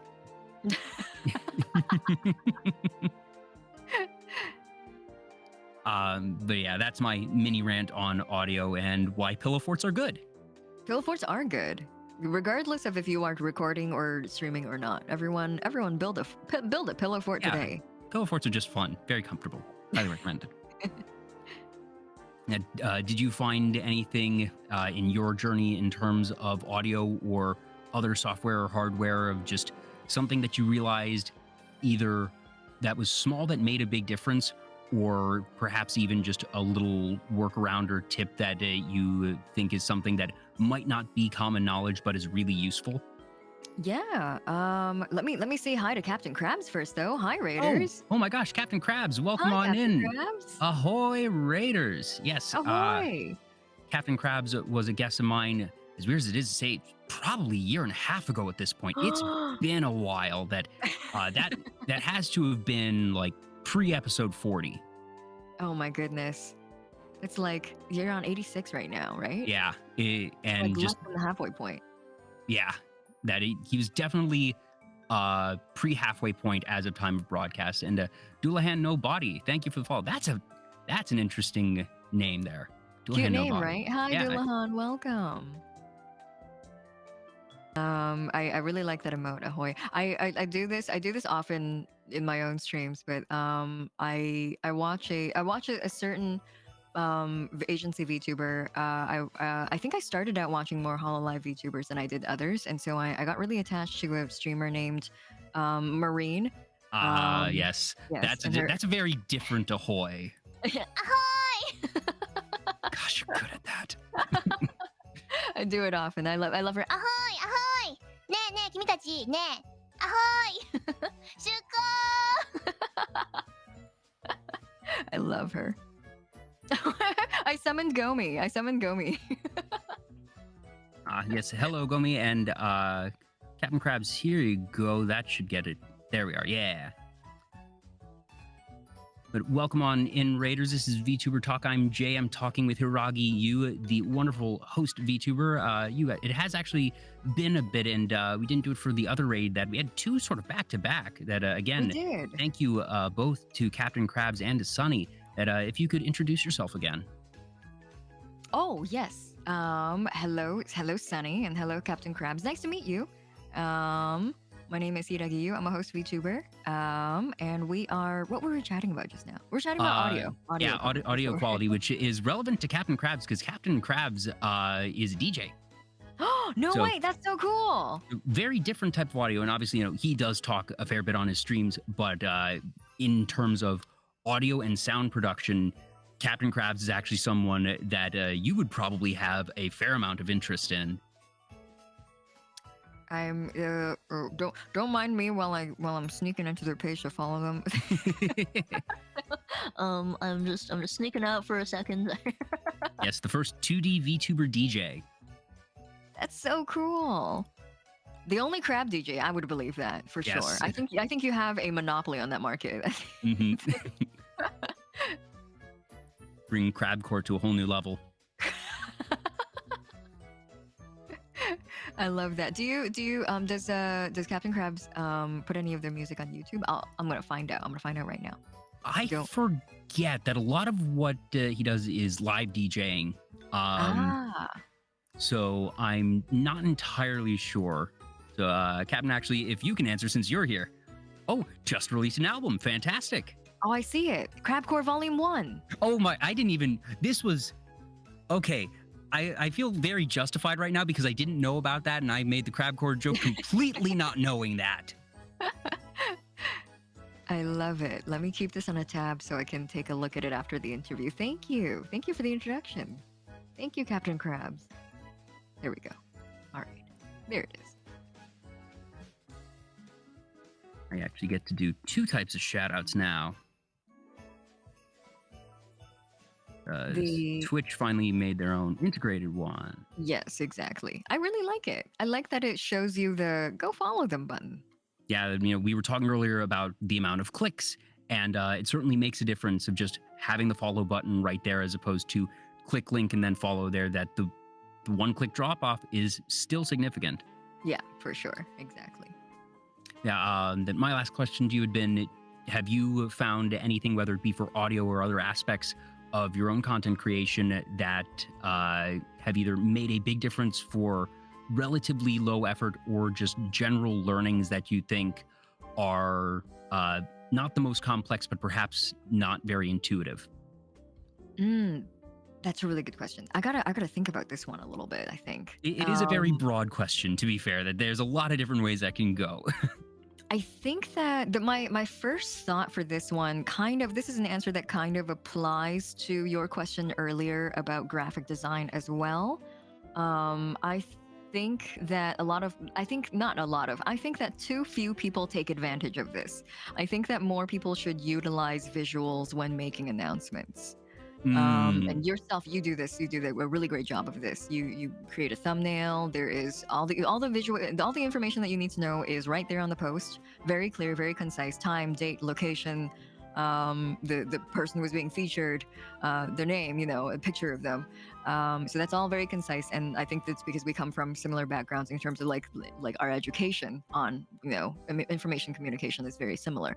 But like I see too few people using thumbnails for like whether it be stream announcements or whether it be recruitment posts, like if you want people to submit certain PNGs, you want somebody to fill out a Google form, whatever you want to do, visuals are your best friend. Always hook them in with a visual, and then you've got their attention, and then they'll read your post, and whether or not they engage is another set of skills you have to employ, which is your writing and the conciseness of your writing, because Twitter, assuming that you're on Twitter, and even if you're not on Twitter, it is probably not a great thing to try to write something too long. Yeah, the self-imposed limitation of Twitter for character count is actually a really fascinating study in communication education, that it has forced people to learn to communicate concisely. And I actually think that's really cool that, obviously there's a lot to talk about with Twitter, and we're not going to get into all that, but I do think that the sheer matter of it being a limited character count is really neat and has led to people being able to communicate that bit more efficiently. Yes, exactly. And I don't think that it's a bad thing at all, because that's the span of attention that people are probably going to give to you. Obviously, it changes, it fluctuates depending on what platform you're on and what kind of like content speed they're used to. But still, it's always a good idea to just be concise and let everybody know exactly what you want them to know in a very limited amount of time. And so like using visuals to hook them in is something that I always do. Ever since the very first stream I've done, I've never missed, well, okay, I'm lying. I've missed making a thumbnail once. And that's partially also why I always do thumbnails for streams, whether or not I upload them to YouTube, is because I love ephemera design, and thumbnails I think is not technically, I think if you were to ask people in academia, they're not going to say that it's ephemera design, but by definition they really are. And I've really enjoyed my past year-ish, year and a half-ish of making thumbnails. It's so fun. Making thumbnails is such an incredible art, and as long as it's not, this is something that fortunately doesn't happen much in VTubing. It's a much bigger thing with, as we were saying earlier, flesh tubers. The shocked sort of pog, mouth open, gasp face. I can't stand it. As always, I understand how we got here. I understand that, that shows surprise. It shows engagement. It shows something exciting, or, it inherently elicits curiosity.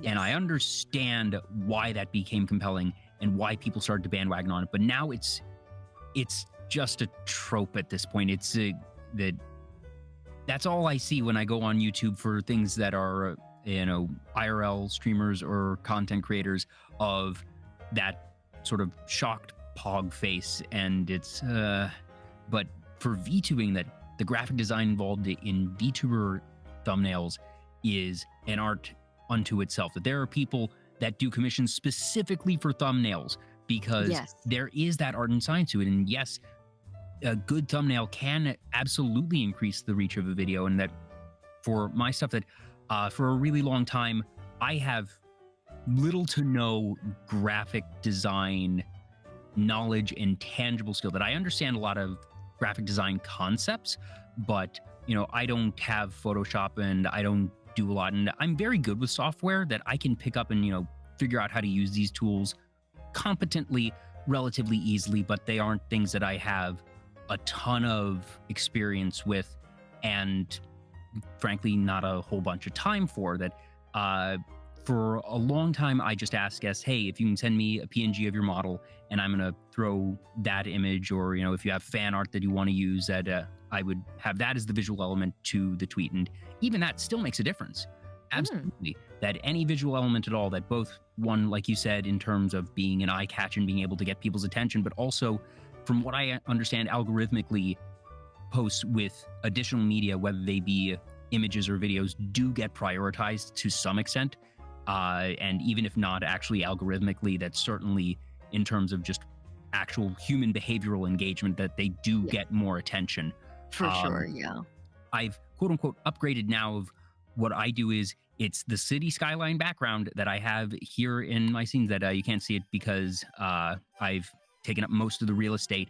But it was just the background, my logo, and then I throw the PNG of the guest up in that in a scene here in OBS, and then I get a screenshot of that cropped little scene and throw that in. It takes all of 2 minutes. I am very lazy in a lot of ways. That I like to find, what gets the job done and gets it done competently, well, even.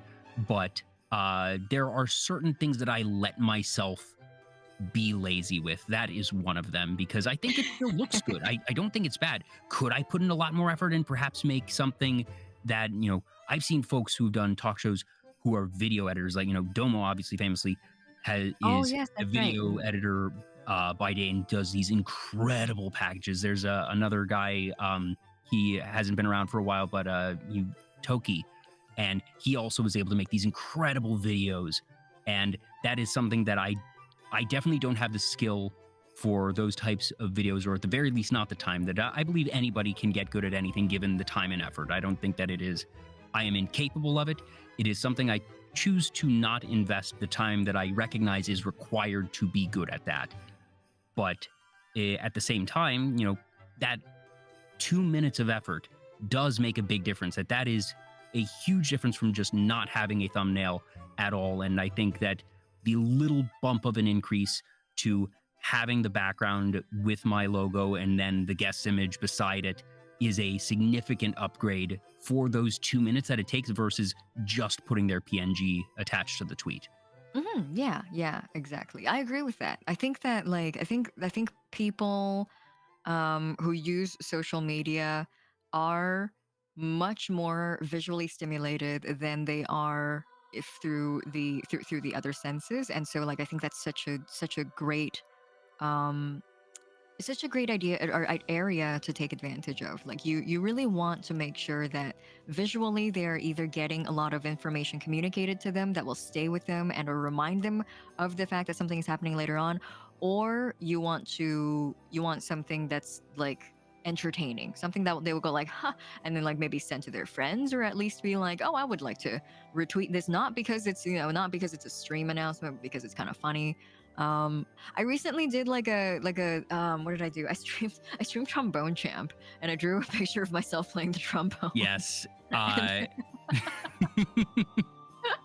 And I think that's one of the things that I enjoy most about thumbnail making is that I can pump out these really really quick works of art that are nothing near polished, but they get the job done, and I really enjoy drawing them because they're so silly looking. And so that's one of them.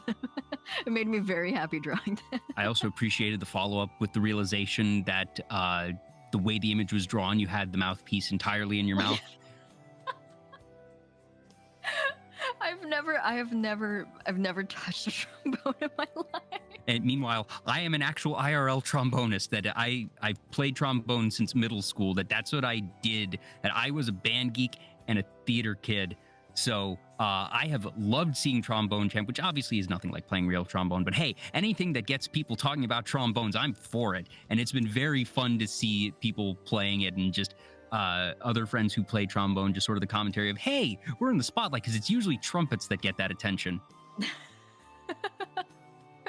I can't believe you've been playing the trombone since middle school, and you said trombonist instead of tromboner. I can't believe you. Oh yes, I'm so I forget if it was you or somebody else who made that correction in a stream of Trombone Champ that I was watching recently. I was like, oh yep, yeah, fake tromboner right here. Yeah, fake trombone. I can't believe you. You pretend like you play the trombone for attention. I knew it. Yeah, that's been such a fun game. Again, you talk about minimum viable product. That is a game that knew what it wanted to be and allowed itself to be very simple. It didn't try to be overly complex in terms of graphics and visuals or gameplay, but it just came together so seamlessly, and it just, it's that right balance of a silly yet still genuinely challenging rhythm game. Yeah, exactly. I find myself wanting to go back and grind on it, and I think that's really, and honestly, like any game that sort of tries to like lure me back with either its gameplay or its story is really impressive to me because of this big media saturation that we've been talking about a couple times. Yeah. And, Captain Krabs asks, Hiiragi, do you put a lot of effort into a schedule and making ads for your streams? I do schedule streams. I schedule streams mostly because I feel like I'm just that kind of person. I think I don't like to. I'm one of those people who don't like to be like, do you want to, maybe we'll go out for dinner tonight. I don't know.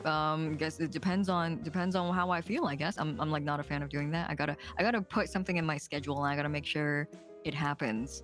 And I feel like it would be kind of like rude of me to tell my viewers like maybe we'll have a stream tonight. I don't know. Perhaps. Who knows? I feel like that'd be kind of like leading them on, and so I don't like to do that. So that's the big reason why I do schedules. As for my streams, I don't know if I put a lot of effort into it, but I do. I think the biggest effort I make is thumbnails, and that's partially because I enjoy them, and partially because I feel like they make such a huge impact. When people are visually interested in what you have to put out, they will also feel a little bit more compelled, whether or not they actually look at the time and go like, all right, their stream is starting, I'm gonna go. Or if they're simply sitting down on their PC and they look at the clock and they're like, oh, it's that time. That's when Yukun said they were gonna go live and stream that thing. Maybe I'll go check it out. Like leaving an impression and leaving that memory in somebody's brain is really important. And so for clarification, that is thumbnails for all of your streams, not just for the schedule itself. Yeah. I make thumbnails for all of my streams, regardless of if they get uploaded to YouTube or not. Just they're simply for like announcement purposes. Yeah, that just general practice being that when you are announcing something or have something that is not a, for lack of a better term, conversational tweet, that if it is something that is specifically designed to convey information, that you generally try to always have a visual element to it. And almost always there. Either an image or a short video. Short videos are a little bit less often. Most of the time, images. I want to have, and the image. And I know a lot of people do, like they sort of game the system by putting an image out. That is irrelevant to their announcement, but because it has an image, it catches attention. But I don't really. But I think it's fine to use that tactic, because that solution is there for you. But I personally believe in having an image that corresponds to the information you're trying to communicate. If anything, if it's a repeat of the information that you have textually on the tweet, I think that's perfectly fine. It just needs to be communicated somehow. Yeah. That one of the examples is I think the tasteful type of quote unquote unrelated visual is folks will have an announcement and that it's a picture of their model, just either smiling or winking or upside down, and that it's still them and it's them like this poking, is who you're gonna see. It's them sort of poking into your timeline there, and like that's cool, and that it's not totally unrelated. It's not some random eye catch shock image that then gets you to look at the thing that you look and you see, you is on my timeline, and that's a fun picture of you, and then your eye will go up and be like, all right, what is you talking about or planning to do? And that I think is on that tasteful side of, you don't need to put in the significant amount of complexity or information while having the information can be good, that sometimes it can just be that simple. Yes, exactly. It's a testament to how strong visual stimuli is for human beings, I think, especially in a place that is as cluttered and as fast-paced as Twitter. Yeah, and also just because Twitter, the only thing that is mandatory for Twitter is text. So as you are going through text and text and text and text, that something visual is going to stick out more. Whereas, sometimes other platforms, I don't know, Tumblr has always struck me as a more visual platform. And sometimes text posts actually stand out more than visual posts on Tumblr because it's something that breaks the usual rhythm, so to speak. Yeah, exactly. I think that's probably the best answer I could give for that question that you asked earlier. It's just like, what's something that's small, incremental, that is like significantly improved a certain performance, I would say just use visuals, and I would give that advice to other people too. Yeah. And like I mentioned, I don't do videos. I am planning on doing a video for my 2nd anniversary charity marathon that I've actually already put together the framework for it. That, you know, without going into full spoiler territory, I have a concept at play, which is an established one, and I have put together the framework of a video for the announcement, and all I need to do is that my 1st anniversary charity marathon this year and the 2nd one coming up is just a time when I invite back all my guests to come back, that you will absolutely be getting actually something about it probably in about 2 weeks only, because the anniversary is January 14th, 15th. So actually very soon. And that is the one time a year that I did it for the first time last year. It actually went, frankly, way better than I expected. That we raised $4,000 for Child's Play charity, which was well above and beyond what I thought was possible. That's so lovely. But that after that, I basically decided, all right, this is going to be the one time of year that I do something really extra, and that it's inviting all the guests back. For some folks were around for an hour, some folks were around for a couple hours, and that I had 29 guests going in and out over the course of its 2 12-hour streams as opposed to one 24-hour stream. Mm-hmm. And basically what I've set up for this video, all I need to do is, once I know who is able to make it to the stream, that then I will be plugging in those folks into the format and context I have of the framework that I have prepared. Mm-hmm. And that even then, it's not actually that complex. Like I said, I am lazy at times, and I'm putting in effort on this one, to be fair, but I am a big proponent of the phrase work smarter, not harder. That if there's something that you can do that is more efficient, that is going to get you farther without having to, put in huge amounts of time. Like I said, with the thumbnails that I do now, and it's just that little bit, and it's 2 minutes. That's still 2 minutes more, but the value in return and quality of that 2 minutes is worth so much more than 2 minutes. Mm-hmm. And it's finding stuff like that's my big thing for not just content creation, but for life of, work smarter, not harder. Find things that for you and for your situation. And some workarounds, some life hacks are going to be universal. Some aren't. Some are going to be very particular. Some might be particular just based on how you work and how you think. And figuring out where you can get those efficiencies and those work smarter, not harder moments can make such a world of a difference in just whether it be content creation or your day job or just life. Mm-hmm. Exactly. I agree with that. Rowan Lognia says that I sound like Takaru. I've never gotten that before. I don't think my voice is nearly as gravelly as his, but at the same time, I appreciate that. I definitely take that as a compliment. I love Taka. Taka's so funny. Taka's got more energy than I will ever have for the rest of my life, I think. Taka is a very fun, bombastic individual that, sometimes you get his quiet streams, and it's cool to hear him just, talk and ruminate and much more quiet, but he has certainly made his brand on, like I said, being very bombastic. He does it very well. Mm-hmm. He does, yeah. Oh my goodness. I just realized we've been at this for 3.5 hours. I hope you're holding up all right. Yeah, I'm doing all right. Okay, cool. Because I'm game to continue going a while longer if you are, but I also understand, if you need to eat or something, that we can wind down. So whatever is good for you. Yeah, for sure. Hey, I had to get it in somewhere once. We had the conversation at the beginning of the show about that, exactly, and I haven't really exploited that at all. Your first question comes back to haunt us 3.5 hours in. I think, what is it?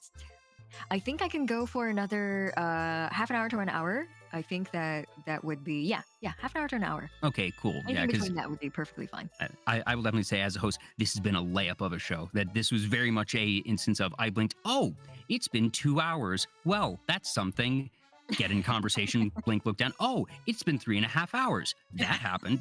And that means something's gone right. And that, thanks again to all the folks who've been here in chat. Hopefully you all have been enjoying as much as I have. And I hope you have been enjoying as much, you. So that one, like, I didn't even necessarily want to do, but I was like, well, this is where this is where the sentence is going. I'm kind of doomed. But yes, thank you everyone for keeping us company. And I hope you're having a good time. I know that this, I feel like this type of show, especially for myself, this is like the kind of streams that I would like to like lurk and I do a lot of like drawing and listening to streams. And so this is one of those streams that would be like on the top of my list to listen in on while I work on something. And so if you're working on something, if you're listening in, I hope you're having a good evening or a good morning. Lurkers make the world go round. Yeah. Have a good lurk. Yeah. That did. I forget what the statistic is, but the vast majority some think like 70 to 80% of viewers on Twitch never chat, just ever. And I'm the type that chats a lot, but you do not need to chat to make a difference to a streamer. And just being here and just enjoying and lurking does actually make a difference. So thank you for being here. Yeah, I think that's it's different kinds of content consumption preferences. And sometimes people may flip-flop. I've had actually I was I was pleasantly really surprised by it and like very very soft over it. That I've had a couple of people speak up and say, I've been following and resubbing to you without notifications for a whole year, but since it's a whole year, I wanted to celebrate it a little lavishly, and so I wanted to say hi and chat for the first time. And I was like, I can't believe you guys have been here for a whole year without ever speaking up. If you had gone this whole time without speaking up, I would have never known your name and never even know that you were there. But I do still so very much appreciate that you've been here. It's such a lovely feeling, Mm-hmm.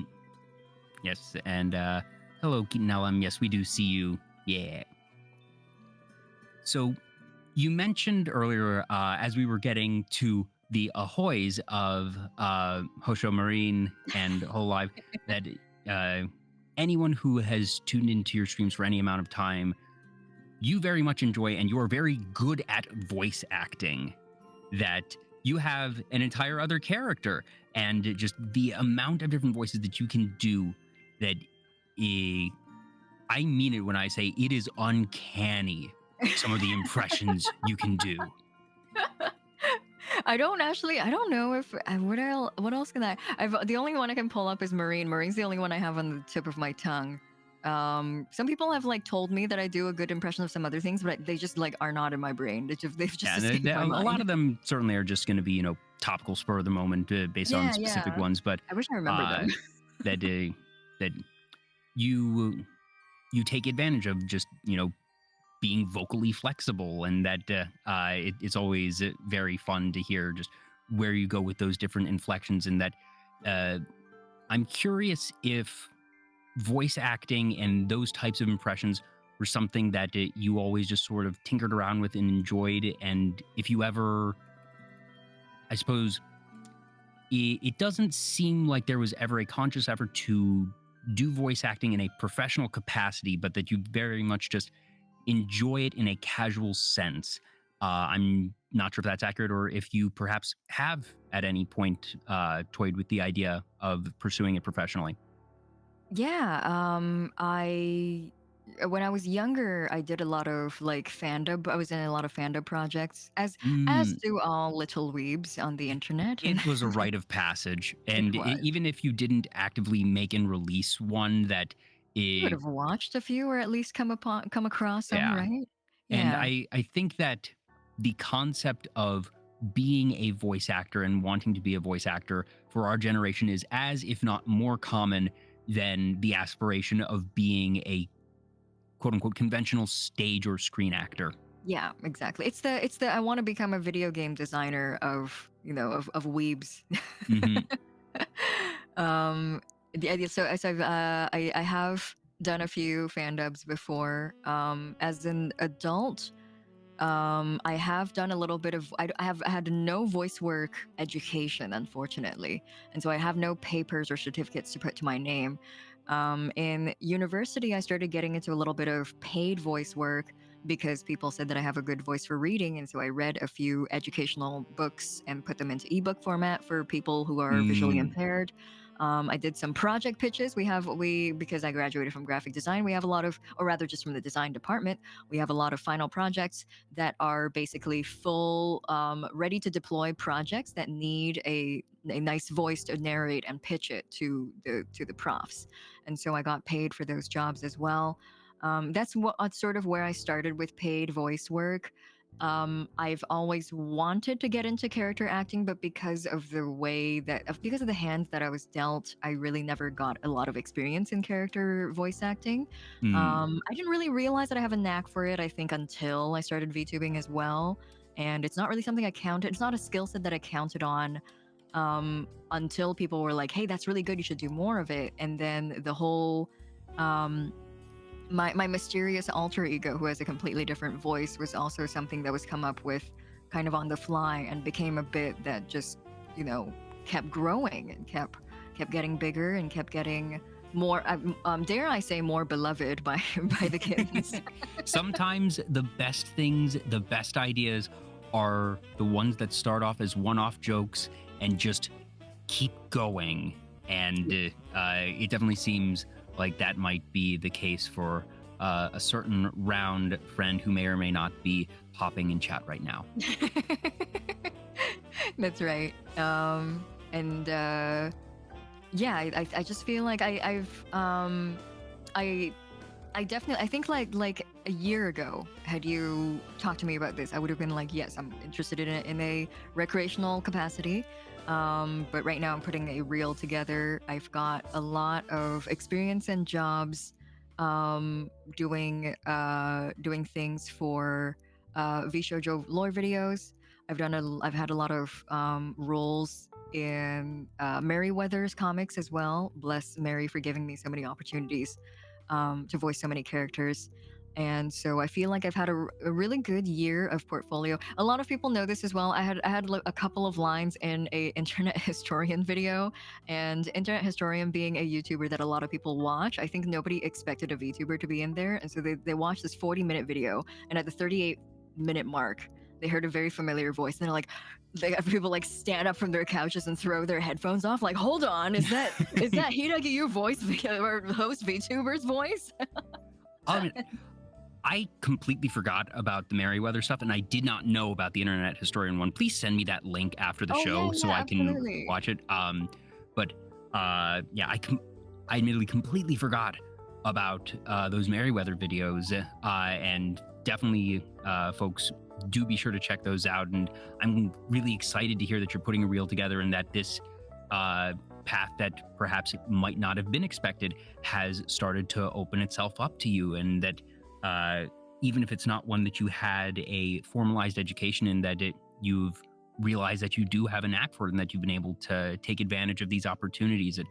It's actually funny that you mention the introduction you had to professional voice work, because I have a friend who actually also does professional voiceover for e-learning and similar things. And it's such a niche, narrow area, which not a lot of people think of, but at the same time, it is one of the more consistent, perhaps ironically, areas of vocal work. That you have advertising and just e-learning, that there's always new courses being done, and especially in the past several years, that you have so many courses being taught online, and that having those vocal elements is something that companies will pay for, and that from what I hear, they will pay pretty well if you find the right clients.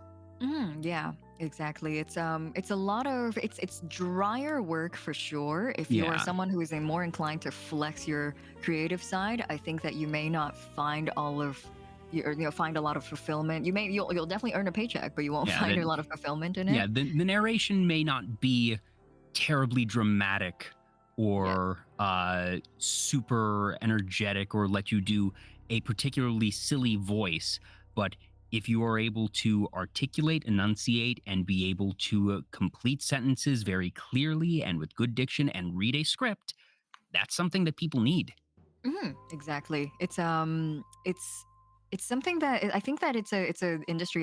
It's really interesting because I talk to people about this, and a lot of people are like, "Oh, I like never even." There's those positions where you're like, it's never occurred to me that people work in this position, even though I know it Yeah, exists. it's so obvious, but Yeah, yeah, it's one of exactly. those things like with good design that you don't realize it's there unless it's not good. That if there were to be, if you're trying to take an online course and the narration is just terrible, that Hmm. you're going to notice it.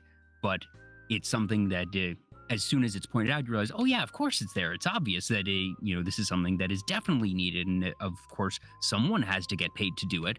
But Yeah, it's not where you necessarily are going to mentally go when you first hear voice acting or paid voice work or narration, that you don't exactly. necessarily think of that.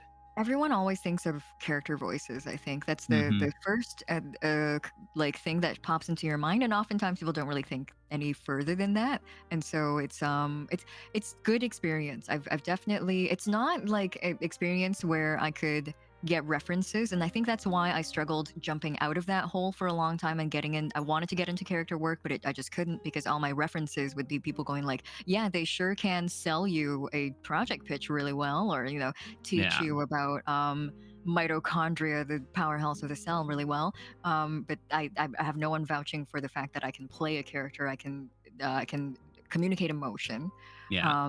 et cetera, et cetera. Except for, and then I remember the only way for me to get into that was to make a character voice real. But I didn't really have the money back then to pay for studio time and for, I wanted a director. I wanted a director to be able to point me in the right direction, but that was extra Mm, fee, and that was going to yeah. be more money than I could afford back when I was considering this idea. And so I kind of scrapped it. I am picking it back up now. I do have my own studio set up now as well, just from my music hobbies. And so I realized that I could just do this myself now. Yeah. And then on the other side of the coin, that I've heard folks who have done character voice work say, yeah, that's all fun and good. And it certainly is more compelling. But I've done, multiple 4 6 hour sessions for different characters, be it for games or shows. And that in a 2 hour segment for Honda, I paid my rent for a month. Yeah. That's right. Yeah. And if you're doing just that bit of voiceover of the Toyota something or other 0% APR, that for those types of national ad campaigns, that somebody has to record those as well, and those companies are going to pay very, very good money for that 10-15 seconds of audio. Yeah. And sometimes that'll be the dramatic narration going over the scenic driving shots of their cars to show that the cars are cool and driving is cool. But then they also have to get the people to be able to read 0% interest, low rate, yada yada yada, that still needs to be communicated as well. And sometimes it's the same voice actor, sometimes it's a different one, usually it's a different one. Mhm. And Yeah, exactly. that's, you can get your start that way. And that at the same time, I can understand how having that in your portfolio is not necessarily going to be a huge boon to you if you're trying to transition into character work. Yes. I think the kind of, or how should I say this? The harsh truth of the industry is that very few people are trying to transition into character work because it's the one that pays the least. Hmm. It's the one that pays peanuts. Yeah, that's the one where people who aren't in the industry are trying to get into, because that's the dream of, oh, I want to be in an anime. And like you Yes, said, it's exactly. similar to saying, oh, I want to make a video game. And like, frankly, for me, that's how I started. That I said when I was very young, ooh, I want to make video games. And I took one coding class and realized that I was terrible at it. But I realized that I was okay at marketing and advertising and that type of stuff. So, well, folks need marketing. So majored in that with the idea of maybe I'll get into the industry. Wound up getting a job in community management, which is sort of marketing, more PR, and then transition into QA. And that the thread of I want to work in gaming was the ultimate goal of it all for me. And that you reflexively say, I want to make games because that is the most visible, most obvious Yes, goal exactly. Yeah, and visible. way to be involved in it. Similarly with voice acting, saying, characters, because that's the obvious thing there. But that's also, once again, very competitive, doesn't necessarily pay as well, and that you'll rarely have folks who are already in that field trying to get that angle. But at the same time, it is possible to follow those initial threads and find yourself in a place that might not have been the initial intention, but still, in a way, fulfill the initial goal, while also being something that you enjoy, possibly are just more naturally skilled at anyways, and perhaps pays the bills a bit better. Yes, exactly. And hopefully, I'm not sure where I'm going to go with voice work yet. It's something I know has been on my mind for so long, but I've just I've never had the opportunity to really um really, like, I guess, invest energy and time and money into it until now. Especially with the fact that voice acting as a pursuit, it felt a lot like what, especially at the time that I was most interested in it, was when I was coming out of high school and going into university. I felt like if I tried to spend tuition money on getting an education in voice acting, that it may be a waste of money. It may have very much be a waste of a money, like an amount of money that I actually didn't earn for myself because my parents had offered to pay for my education. And so knowing that, I wanted to go into something a little bit more solid. I wanted to get a degree in something that I can actually make a salary out of. And Yeah. so I kind of forgo forwent my voice acting dreams. I never really thought I had a knack in it. I just wanted to do it because of that naive idea that you talked about earlier, where it was just a way to engage with media that in the way that I know the most, which is through the voices that I hear coming out of all these anime productions. And so I kind of wanted to get into it for a really naive reason. But at this point, knowing that I may hold a skill set that would be desired in the industry, I'm kind of looking at it a little differently now. And certainly it's such a natural thing that I had similar things of, that I considered acting for a short time. And for me, it was just, all right, what is the percentage of folks that are able to make it? And even then, audition to audition, I was like, that just seems like such a stressful lifestyle that was frankly the bigger thing for me. Was just like, even if I can be successful, that, barring the 1 in a million chance that even the folks who are able to make it work still have to go through that grind of auditions and that stress. And I was just like, I don't know if I want that stress to be my 9 to 5 of constantly having to do that, even if it is enough success, because that aspect of it is going to be consistent for all but the smallest minority in the industry. But at the same time, it's really cool that now down the line, you're able to have this opportunity, and that sort of the flexibility of you are able to engage with it in a way that you don't necessarily need it to get those big returns. And if you're able to get those returns, that's good. But that you've also set up everything else in your life in such a way that I would imagine you're going into it with significantly less stress than it would be if you had sought out this endeavor going out of high school or fresh out of college. Yeah. It makes for a less exciting story because I know so many voice actors who, like, iconic voice actors that I grew up listening to, who were just very like, oh yeah, I threw my entire existence into it. And I dedicated myself to doing it, and now here's where I am. And it's a Also, very exciting story. the industry is such a different place than it was a decade or two ago, when those folks who have those stories did those things.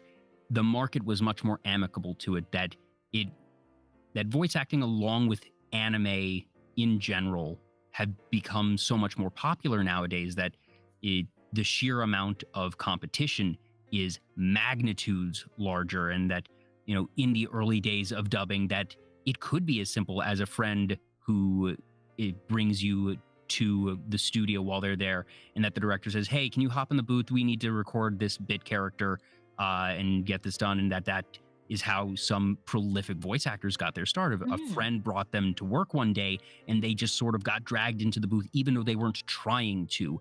Yeah, That does not happen nowadays. No. The studios are now very high security. They only let the folks who have signed multiple NDAs into the back rooms.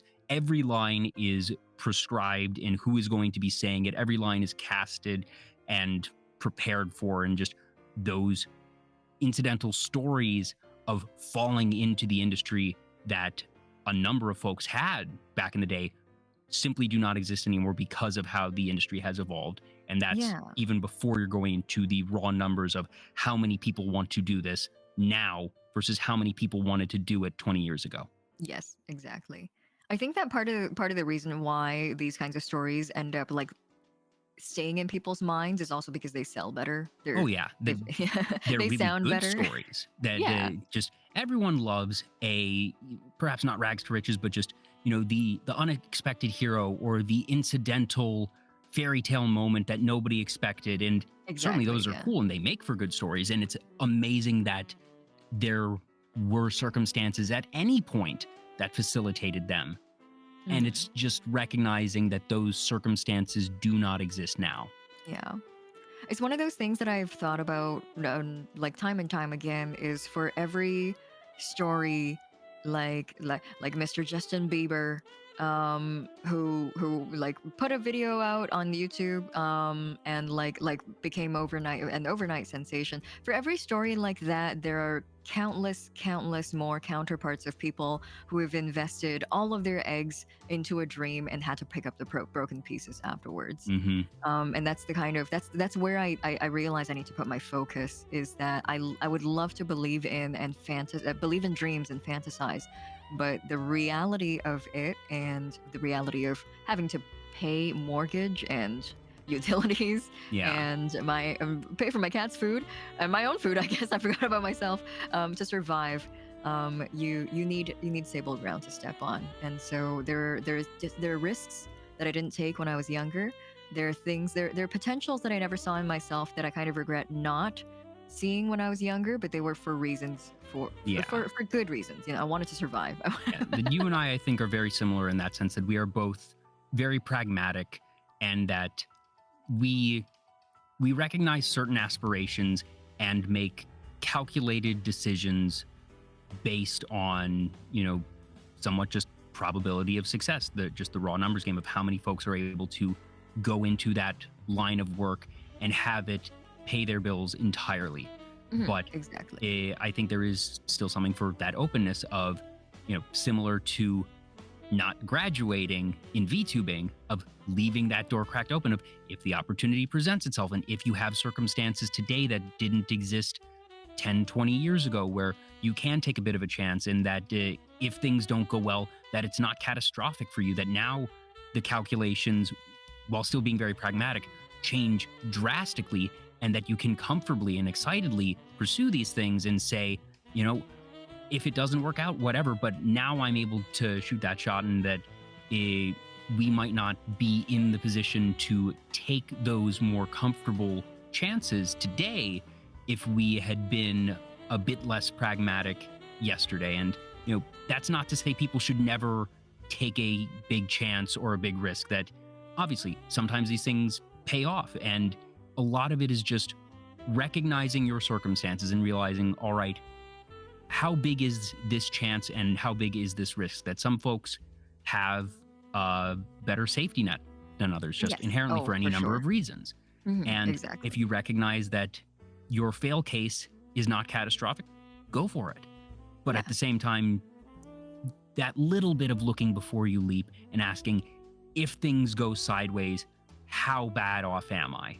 And at least having the wherewithal to say, at least in certain circumstances, okay, this is one where if it doesn't go well, that things end up in a bad spot, and that at least right now, I'm not going to take that particular leap. Yeah, exactly. But I'm excited to see you taking this leap, because like I said, I think you're in a really strong position to do it. And I think that you have the skills, and I think that there could be some really fun things. And you've already done some really fun things. So it's just what's next. Yeah, I'm excited too. Thank you. Thank you for sharing my excitement. Oh, and I see you've sent me the zone between Area 50 and 52. Oh boy, so I can already imagine where that one's going.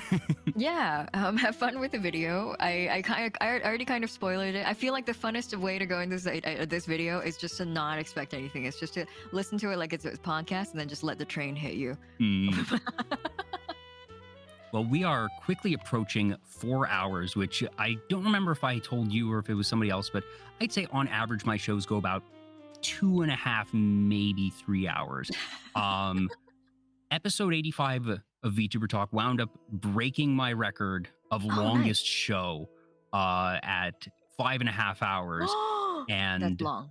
yeah, that prior to that, I'd only ever had one show that broke 5 hours. But we're already at 4 here, and this already puts it in that sort of at least one standard deviation off territory, and it has felt like a 2-hour show. Yeah, That this has it's just felt like a couple hours flown for by. This sure. has been so much fun. But as we wrap up, I have, I don't script any questions except for these last couple ones. And the first is, well, I actually need to shift it now that I usually ask, what are your goals for the rest of the year? And Okay. since we're just about in December, that there's not much time left. So I'm actually going to sort of make that transition of what are your goals for 2023? And that can be anything from, numbers and statistics, or just saying, I want to complete a certain type of project, or it can even be as simple as, I want to continue along this path and growing. That whatever type of goals you might have, what do you hope to accomplish in 2023? I think for however long I always say this, and people are always like, my kittens are always like, what do you mean however long you're gonna do this forever, right? I'm always like, I don't know what's gonna happen in the future. I have no idea what's about to happen. But for however long I have remaining of my VTuber adventures, I would really love to. I do already have 2 events in the works, and so that's exciting for me. I just haven't told anybody about it because I want you guys to be surprised, and also they're just like works in progress. But I do have 2 events in the works. They're going to be in the first half of the year, and I hope you guys enjoy them whenever they come along. Um, I want to put out an original song sometime in the next year. That's like 100%. I've been working on it, and it's slow. The work is slow because um, that's the nature of doing cover songs is that I put a lot of work into them for sure, but like ultimately they still take less work and less time than an original song. And so even though I've been chipping away at it, it is going to take a little longer, and it's taking longer than I want it to too. So unfortunately, that'll take a little while longer. But I'd like to release that sometime in the next year. I don't want to set any goals for myself as to which quarter because I think that'll just make myself disappointed. And so original song, I want my 2 event streams that I have planned already to go well. I've been people probably think I sound like a bit of a broken record, but I kind of want to start a more themed talk show about a very specific topic.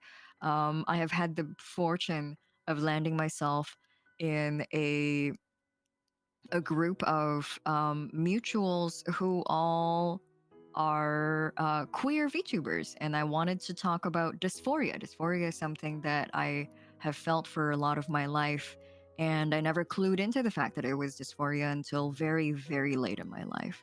And so I want to talk about it because I feel like a big part of my content and brand is I want people to not feel left out. I want there to be points of relation and um, almost an example for people to see and reference when they come and see my streams. I want them to go like, so it's not abnormal that I feel this way. So me feeling this way, I'm not alone in this world. I have other people to share this experience with. And so the reason why I want to hold this kind of podcast talk show about dysphoria is I want more people um who may may have been like me when I was younger, who didn't really realize I was hurting myself with with the dysphoria that I was feeling, to clue into it earlier maybe, and find out things about themselves, or even if they don't, just to see things from a fresh point of view. And so I think that's my goals for the next year: is the original songs, my two event streams, possibly more, and also my proposed talk show that I've been thinking about working on but taking a long time on. That's fantastic, though. I'm very much looking forward to seeing what these two secret events are that I can definitely appreciate, wanting to keep things close to the chest for the time being, waiting to announce, make sure that they're able to have their proper surprise and splash.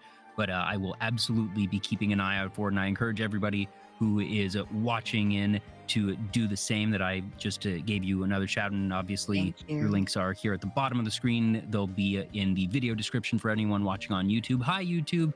Like, comment, subscribe, and all that jazz. Thanks. Yeah. Poke the bell button. Yeah, ring that bell. Yeah.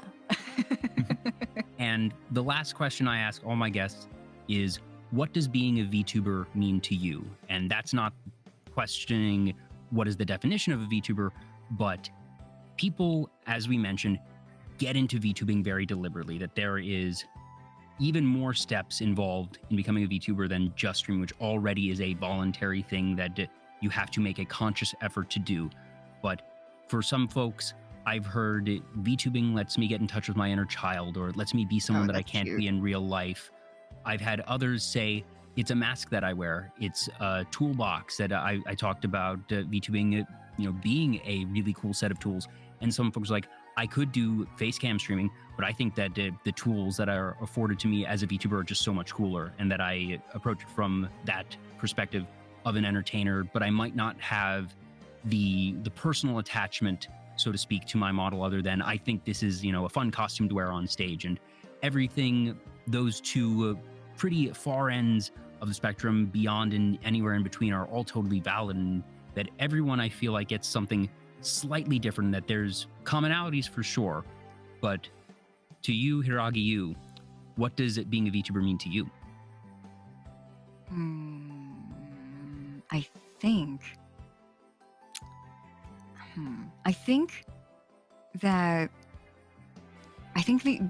being a VTuber is the most comfortable way that I can create content right now. I can't say for sure how this may change, but for the time being, I think it's the most comfortable way that I can create content. And by extension of that, I think my biggest goal and my biggest takeaway when it comes to content creation is I hope that I'm making somebody's day better. I hope I'm making somebody's day better, and I hope I am forming a connection that otherwise would not have been afforded had it not been for the fact that I put myself out here through this method.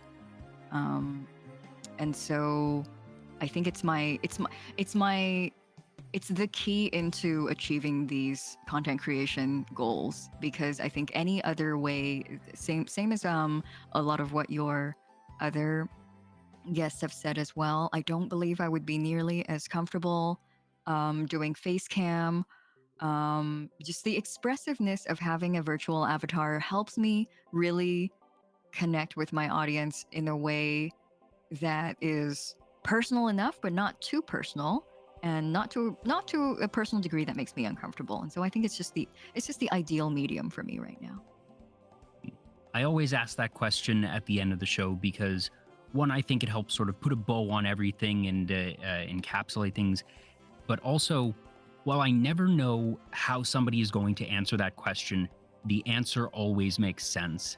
And especially given just the 4 hours that we've been talking, that everything from the many different types of content creation aspects and outlooks that we've discussed to being a host of it, I think your outlook of being a VTuber has a lot of parallels to being a host, of being able to make someone's day better, being able to create that connection, but having at the same time a certain healthy amount of separation. That I think that's very emblematic of a host's role.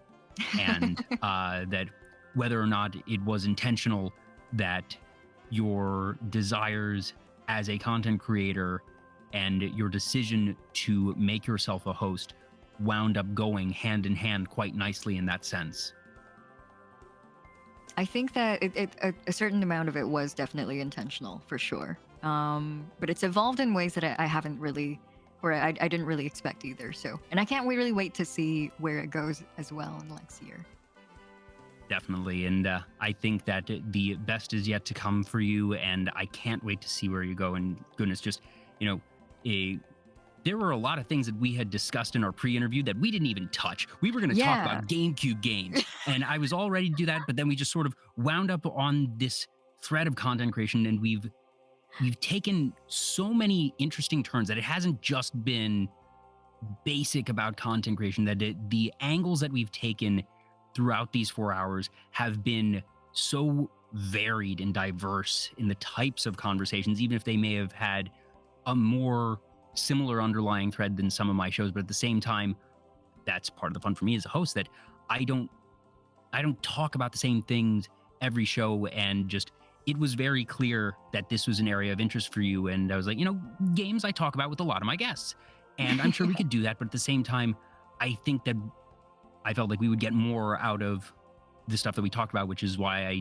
never really pushed us off of the topic and onto games, because I felt like, if I feel like we're losing steam somewhere along the line, I will off-ramp us to gaming. But every time I thought, okay, maybe we're starting to reach the end, we found some new angle, and then just went super deep on that conversation. And it was like, okay, well, if this train's just, if this car's driving itself, I'm gonna let that happen. It's chugging along, yeah. Yeah, and this was just such a joy for me. I hope you had a good time. I did. I loved it. It was so great today. Thank you for having me on. Thank you so much. The pleasure is all mine. And again, thank you to all the kittens in chat, everybody watching on YouTube after the fact. You can follow me here on Twitch and on Twitter. It's just /Vtuber Talk. Yes. And even if you aren't following me, be sure to follow you. That made sure to give them another shout out. And like I said, the links are here on the bottom of the screen. They'll be in the video description on YouTube, and they're currently in the panel description up on Twitch. So be sure to check you out if for some preposterous reason you aren't already following them. But I'm Jay. This is VTuber Talk. I do these shows about once a week. Sadly, I can't offer you a regular schedule, but if you follow on Twitter, you'll know whenever I have a show. So hopefully you all enjoyed, and you, again, I cannot thank you enough. Do you have somebody that you'd like to raid? What is it? It's Monday night tonight. I usually don't stream. Let me see who is streaming tonight. Let's see. Well, while you is looking around for a raid target again, thank you all so much. That, like I said, I do these shows once a week. I do have my next one scheduled. It's actually going to be, as I go to double check my own calendar, I think it's next Tuesday. That my schedule partially has been a bit hectic. It's that time of year, things are busy. But at the same time, I always try to schedule around my guests and just say, whenever is good for you. And, that means sometimes I've had a couple shows where it's been Monday, Tuesday nights, several times in a row. There was a good span of like 2 months where it was Friday nights for the most part. And then there was a couple Sundays. So it definitely jumps around over here. Can't promise consistency in timing, but I try to promise consistency in terms of fun and engaging conversation. So again, if you took any time at all to be here tonight, thank you so much. It really does make a difference, and I really appreciate you. Like we said, there's so many different choices for content, and for any amount of time that you've chosen to be here with you and I, thank you. Yeah, I feel like it's a great way. Lunar brought this up in chat earlier too. Great way to meet new kinds of content creators that you never would have stumbled upon otherwise. And also for Lunar themselves, Lunar is also this like interview type collaboration. So it's a great way for them to sort of see what's going on in other interviewers and like talk show type collabs and what they do, and sort of just like exchange notes, mingle content that way. I'm gonna have to check out some Lunar stuff. Please follow VTuber Talk, and so we can learn more about other VTubers, and for more chats like this. Thank you, Thermo. Yeah, and thank you, Doulahan. Thank you, Cursed Duck 45 and Artanix as well for the follows. my friend OG is doing a little drawing stream with their community. They're all drawing on the same canvas for a belated Thanksgiving dinner, like I guess collab art. Would you be interested in reading into that? Ooh, yes, sounds good. It's cute.